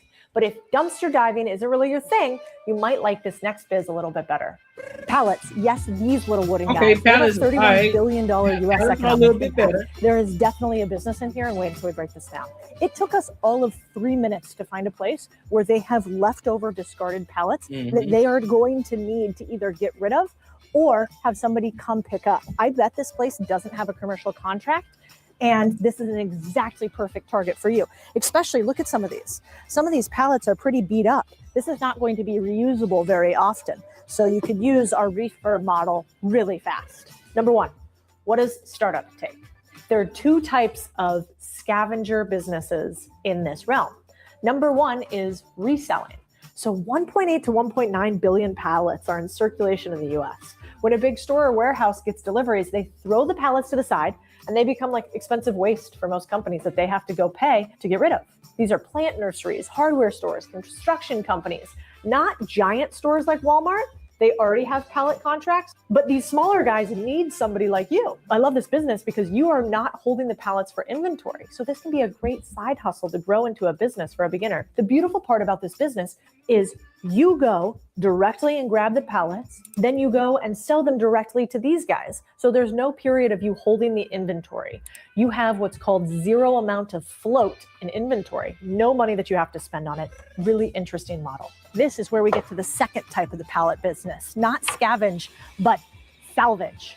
60% of lumber used in the US is pallets. Isn't that wild? So even broken pallets are valuable. You can fix damaged pallets to resell, or you can dismantle old pallets to sell as cheap salvage wood for local crafters. You could even go and make something out of them, like these tables and chairs that people do. If you go the resell route, you'll need a truck and a trailer to haul the pallets, local businesses with an excess of pallets, a local pallet yard that will buy pallets off you at a profit. So if you go the salvage route, you're also going to need a place to store the pallets you collect, the time, effort, ability to break down or fix the pallets. And if you're reselling the salvaged wood, you also need to find customers to buy this wood. Can you do it all in a weekend? Yeah, I think you can. As long as you got a truck or can borrow one from a friend, you can plan and execute this business within a weekend. Also, you got to be willing to go direct. You got to find the consumers and you got to find the resellers. Number 2, can you spend $1,000 or less before you start being profitable? Yes, especially if you already have a truck. If you need to buy one, different story, but I believe in your creativity. If you start this and fail, what I like about it is there's not a ton you can lose because you're not putting a lot into it to start.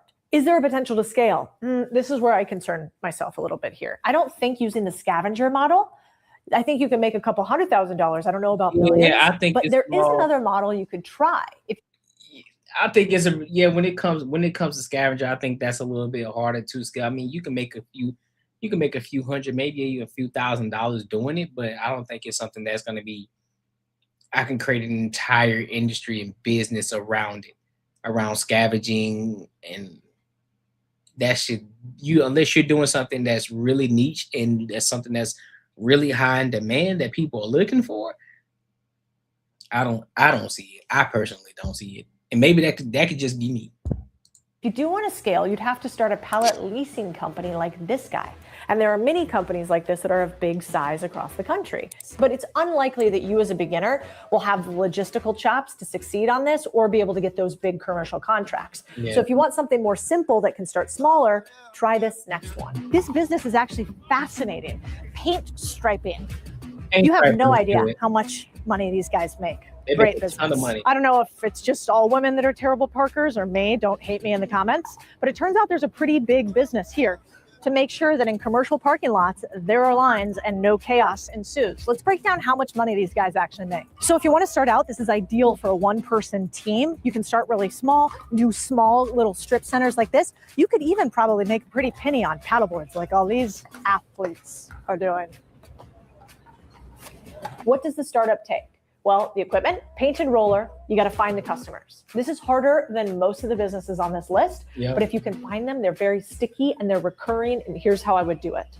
I would pay for leads on Angie List to start. I would cold call paving companies and I would build relationships with contracts. Then just be so reliable that they become repeat customers, which candidly is not that hard in the trades. Answer your phone, show up on time, do your job as quickly and efficiently as possible. Don't be drunk. Now, tip, ask for referrals from existing clients to get more customers. This video made my company hundreds of thousands of dollars. You should watch it. Number 2, can it be done in a weekend? It's possible, but unlikely to get customers that quickly. Probably one of the harder ones to do quickly, unless you cold call like a crazy person, and then I do think you can. Now, how much does this startup cost? And what do you lose if you fail? I think you can spend $1,000 here to start this business. So let's say that you're going to do it one single stripe. Well, that costs $6. Let's say you do a double stripe on both sides of the parking lot. That's $8. So let's say you're going to do a new layout entirely. That's $10. One day you can make anywhere from, with the right amount of jobs, on average, $4,000 to $6,000. Not bad. What's the profit margin? How much do you take home? My question is how long? My question is, but how long does that take? How long would that job take though to get that? I mean, even though $4 to $6K in a day is not, that's pretty good. That's pretty fucking good. But how long does that job though? Because if you're doing the entire new layout and it's $10, fam, I need to figure out how much. I need to figure out what's the average. Let's see.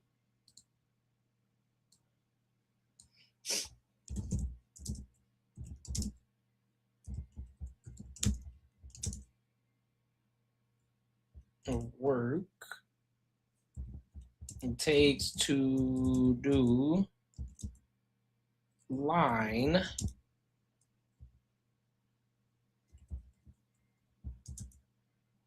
in parking lot. So we're looking at,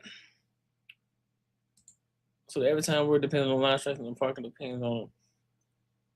So in ideal weather, the drying time for parking striping is typically 2 hours after application, okay, for it to be vehicle safe. However, if the parking lot is a new, like the new layout, or being seal coated before restriping, the drying time can be prolonged, taking about 24 hours to dry. The larger the parking lot, the longer the painting process will be. It's best practice for parking lot owners to follow the paint manufacturer's label, recommendations and directions from their asphalt professionals for exact drying time.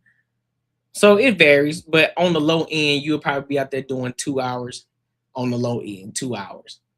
And that's if it's ideal weather. So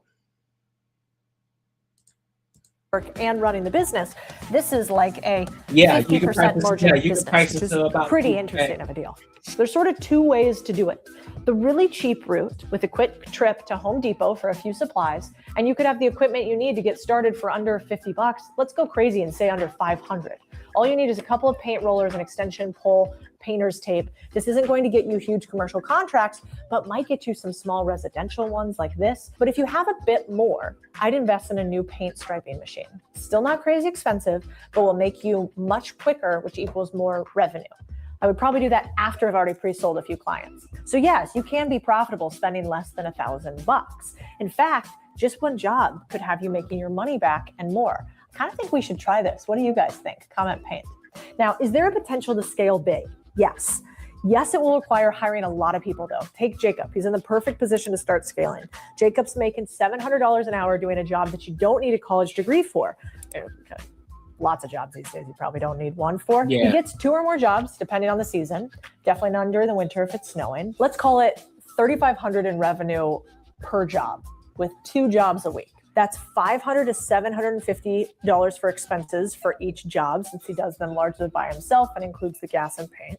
That means $15 to $25K a month or more he's making. I'm loving those numbers. I think there is definitely potential to turn this into a business. Yeah, I think that one.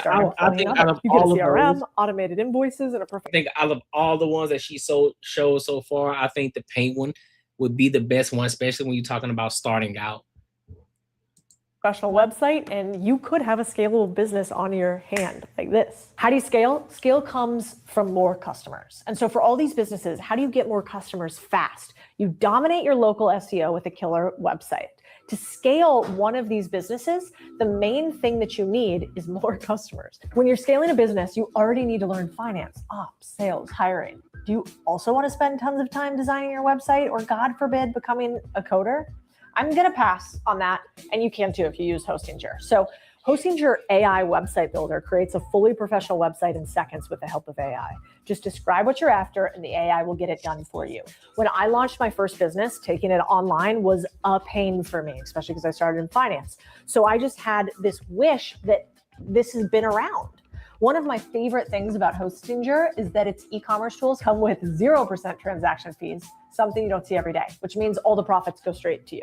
Now let's talk costs. Plans start at $2.99 a month, that's $2.99, and you get a free domain, an email to give your business a professional look, tons of cutting edge security to help rank high on Google, and a bunch of AI tools that will end up saving you even more money on copywriters and designers.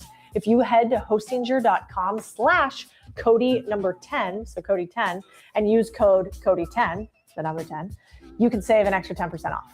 Because I got you. If I get a deal, you get a deal. Remember that first business we talked about, dumpster rental? How about a service-based version of this?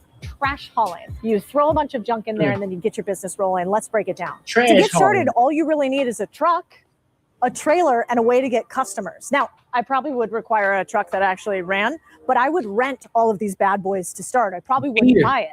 And a trailer like that might be expensive if you were to buy it new, but rent it used, buy it used, and then you're off to the races. The question is, can you start it in a weekend? Go straight to Facebook Marketplace and grab one of them trailers because they got everything for sale on Facebook Marketplace. That's a hidden gem.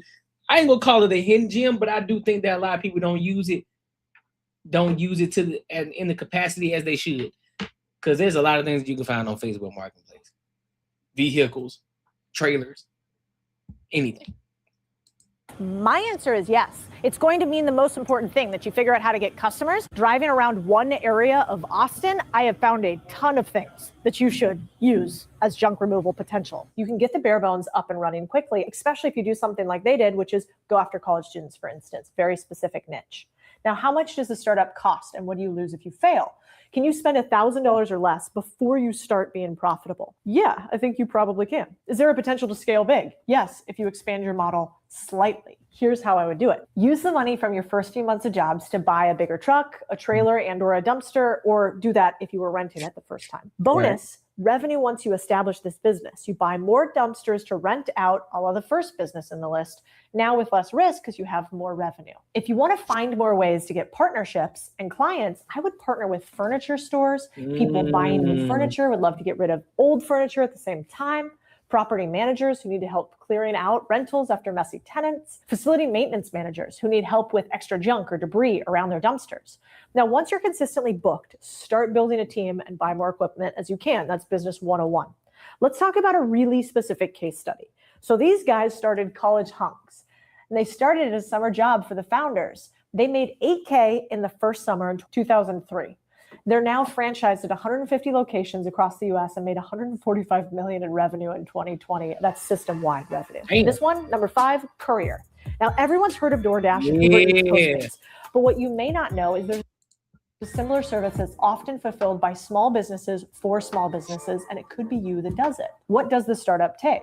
A courier business can be flexible to what's best for you in your area. For instance, New York City, bike courier, urban, limited scaling, big cabs, I guess. Special delivery, this is like hazardous materials, climate controlled goods, medical supplies, premium. Van truck deliveries, most common, most flexible, more scalable. And then a highly logistical business it is. So your profit is actually determined by how efficient you are with your space and routes. So can you start it in a weekend? I don't actually think you can. I don't think you can start a commercial courier business in a weekend. You could buy one in a weekend. And if you guys want to learn how to do that and go into more depth, you could click this link below. That's probably what I would do. I would buy a UPS route. I would buy a FedEx route. I would buy an Amazon route. And then you could launch this very quickly because you jump right into it. But if I was to start individually, I think maybe you could do it this way, which is TaskRabbit. You could go and make money on TaskRabbit by couriering things back and forth. And in between you making money that day, let's say your first couple $100 on TaskRabbit, I would be reaching out to every single furniture store that I could find. And I would probably have some sort of business card that talked about the fact that I courier things back and forth. Do you guys need anything? Can I handle anything? Because the key to making this a business, not you being a glorified Uber, is commercial contracts, not you doing this for individuals. You could set up something for individuals like in your neighborhood, but then we're talking to like a SaaS marketplace and they aren't reoccurring customers. So I don't love that idea. Can you spend less than $1,000 before you start being profitable? Theoretically, if you do the TaskRabbit way, yes, low startup costs, but the real risk is in insurance, driving a personal car, being responsible for safe deliveries. Yeah. Is there a potential to scale big? Yeah. Yeah. If I was to take this business to 6 figures, I'd build partnership with other local businesses. Yep. I'd have common companies that need couriers. So like printing companies, delivering time-sensitive print jobs, accounting firms for documents there with legal and financial institutions, retail companies from warehouse to supplier to store. But I would layer on top of this, really importantly, some sort of acquisition. I would probably look to buy, using the profits of the business, an Amazon, a UPS, or a FedEx route. That last mile delivery is the most expensive part of every business. I think you can get to 6 figures. I agree with that. I agree with that because I've actually been in talks with somebody right now in regards to using my truck for a courier business and, you know, picking up and delivering. But right now we're trying to iron out some details because the timing from me going to work and me actually making deliveries, it ain't working so far. So I'm trying to figure this out to where it can actually make sense, where I can knock that shit out and boom, still be at work and do what it is that I need to do, make some bread until we can get this thing to scale and then take the route that she's talking about now. So yeah. Sort of cobbling this together. To get to 7 figures, you'd really have to include a fleet of trucks. So here's a case study on how you could do that. Like this company, which is called Hotshot. They contract out drivers who have their own vehicles and they offer customer services at every step of logistics, express delivery, final mile delivery, warehousing. So I think when people think, hey, I'm Ubering or I'm TaskRabbiting, it's going to go nowhere. I just want you to think one step bigger than that, which is you got to think outside. You got to think outside the box. Yeah, you start somewhere.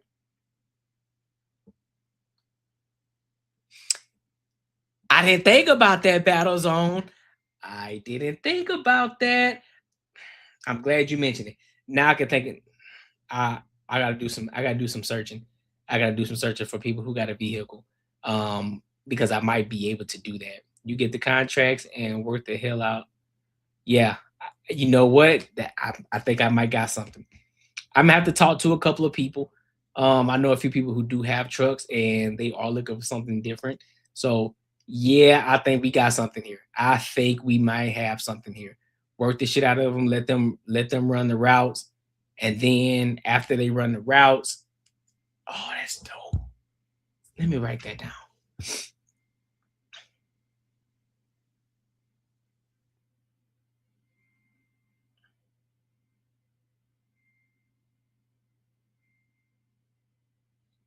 Yep, got that written down.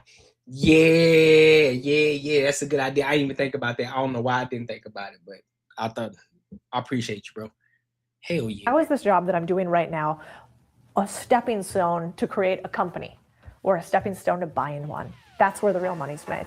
This next one's kind of a idea, but it takes less than $100 to start. And I think if you do it in the right neighborhoods, you can make a lot. Pest waste removal. Yeah. These lovely little things that, are they friendly? I'm not really sure. These lovely little things that are man's best friend. They also do a lot of this. We're here to remove that. And this one, I think, costs less than $100 to start up, just a little bit of your pride. But I think you might be shocked at how much you might be able to make. So let's talk about pet waste removal. How much does a startup cost and what do you lose if you fail? Can you spend $1,000 or less before you start being profitable? Yes. Luckily, you're not losing out on much if you fail at this business. Is there a potential to scale big? I'm not so sure on this one. I'd love to be proven wrong. I need one of y'all to make $1 million shoveling, you know what, so I can come back and say I was wrong about this. But I think the scalable part of this business is really in figuring out additional services you could sell them. Here's a real company. This one's called Duty Calls, and it's actually a franchise. Please pick up the poop so she can practice outside. I'll put it on the to-do list. Now, I can see real franchise numbers from something called the FDD, so I can actually see how much money they make.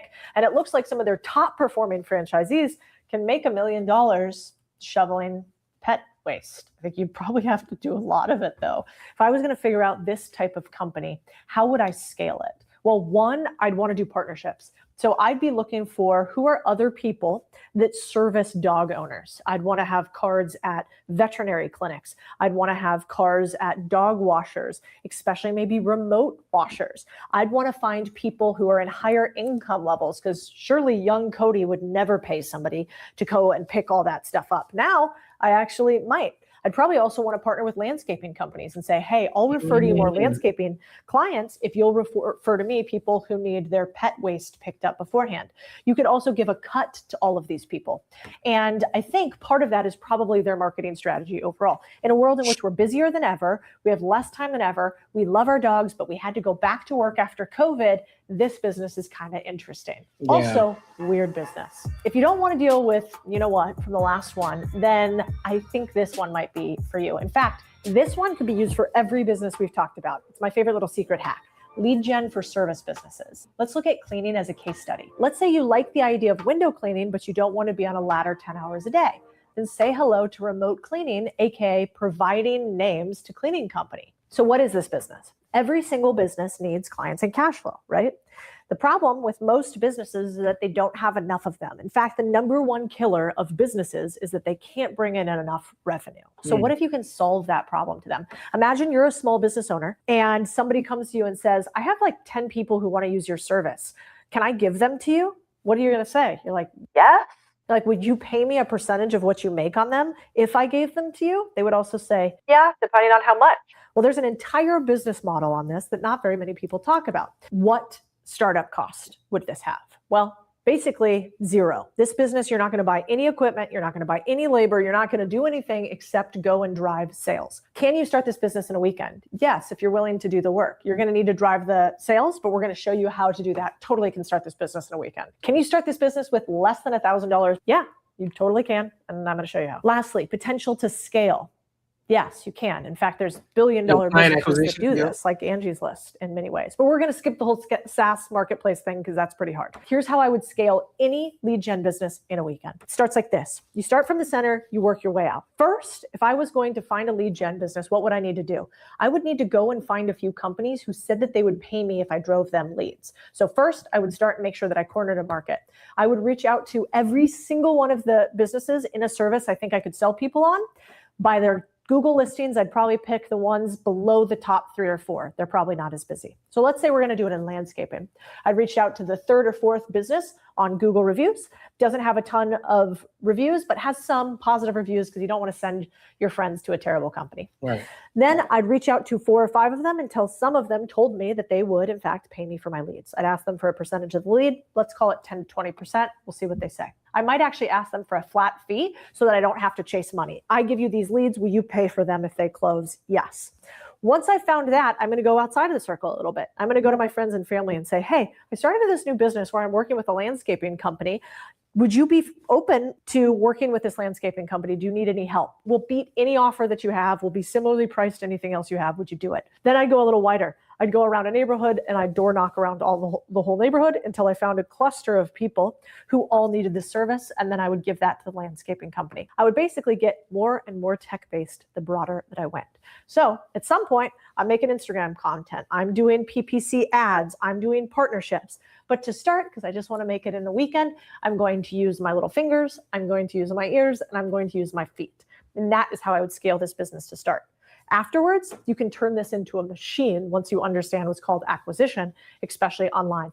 Most small businesses have no idea how to get customers and are so busy just trying to fulfill the services that they have that they can't go out and get new customers. And that's where you come in. All right, let's sexy this up a little bit. Let's say you don't want to do lead gen, you don't want to do boring business. You're like, give me something artsy, hipster, cool. I want to be able to paint my name on the side of a building. Actually, speaking of paint your name on the side of the building, this is a mural that I paid $1,200 for somebody to do for me. And it got me thinking, there are murals all over Austin just like this, where people actually leave their Instagram handle on the end of it like a business card and get kind of known all over the internet. Why don't we cover one of these bad boys? If you guys help me get this video to 1 million views, I will tell you every... Yo, that's a fact. You don't even have to be honest with you. You would just cold call real estate agents and brokers all day long. You don't even need to go around the neighborhoods. You don't even need to go around the neighborhoods because there's always somebody who's trying to sell a home, trying to buy a home, rent a home. Oh, yeah. Interesting. I'm going to have to look into window cleaning. I'm going to land one of these motherfuckers. The thing is, I don't want to spread myself thin. No, that's one thing I don't want to do. I don't want to spread myself thin, then I end up not doing nothing, right? So, what I'm gonna do is I'm gonna take down maybe 3 things that I would definitely be interested in, right? Preferably something that I have a little knowledge in, right? Pressure washing, courier business, window cleaning. So I think those, or possibly home cleaning too. You know, when they come into your homes and they clean up, hey, listen, I would sell that to rich folks. I'm not going, listen, there would be a price point in which I would go. I'm not reaching out to but here's the thing though, I'm reaching out to businesses though. Now I may do a little bit of real estate. I may do a little bit of I'll do commercial for sure, but what I want to do residential, I think I would do residential, but there would be a price point for residential. I think I would want it to be at a certain price point at the lowest. I would say anything that's 900 and above, I'm reaching out to. Anything under that, nah. Because we want the big bucks, and then I'll just, you know what I'm saying, I just outsource it out. That's what I would do. And especially if you deal with handy repair work, yeah. But I don't do, I ain't too big on the handy repair work, so they can have that.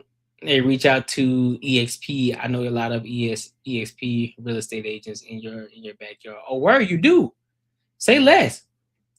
Oh, one of my good friends, man, he's still actively, he's around a lot of real estate agents too, because he's a luxury real estate agent. So I think me reaching out to him, I think that'd be a great idea. So I think that's something I might do, but we gonna get there though. We gonna get there. Hey, shout out to Cody Sanchez though.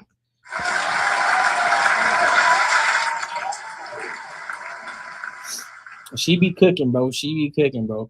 Make sure you like, comment, and subscribe for the algorithm, and make sure you hit the bell notification. Listen, man, tonight was dope. I appreciate y'all for kicking it with me. Make sure you are here Saturday, 3:05 p.m. to come lock in with your boys so we can get it in again, all right? So, with that being said, my good people, I appreciate you. I will holla.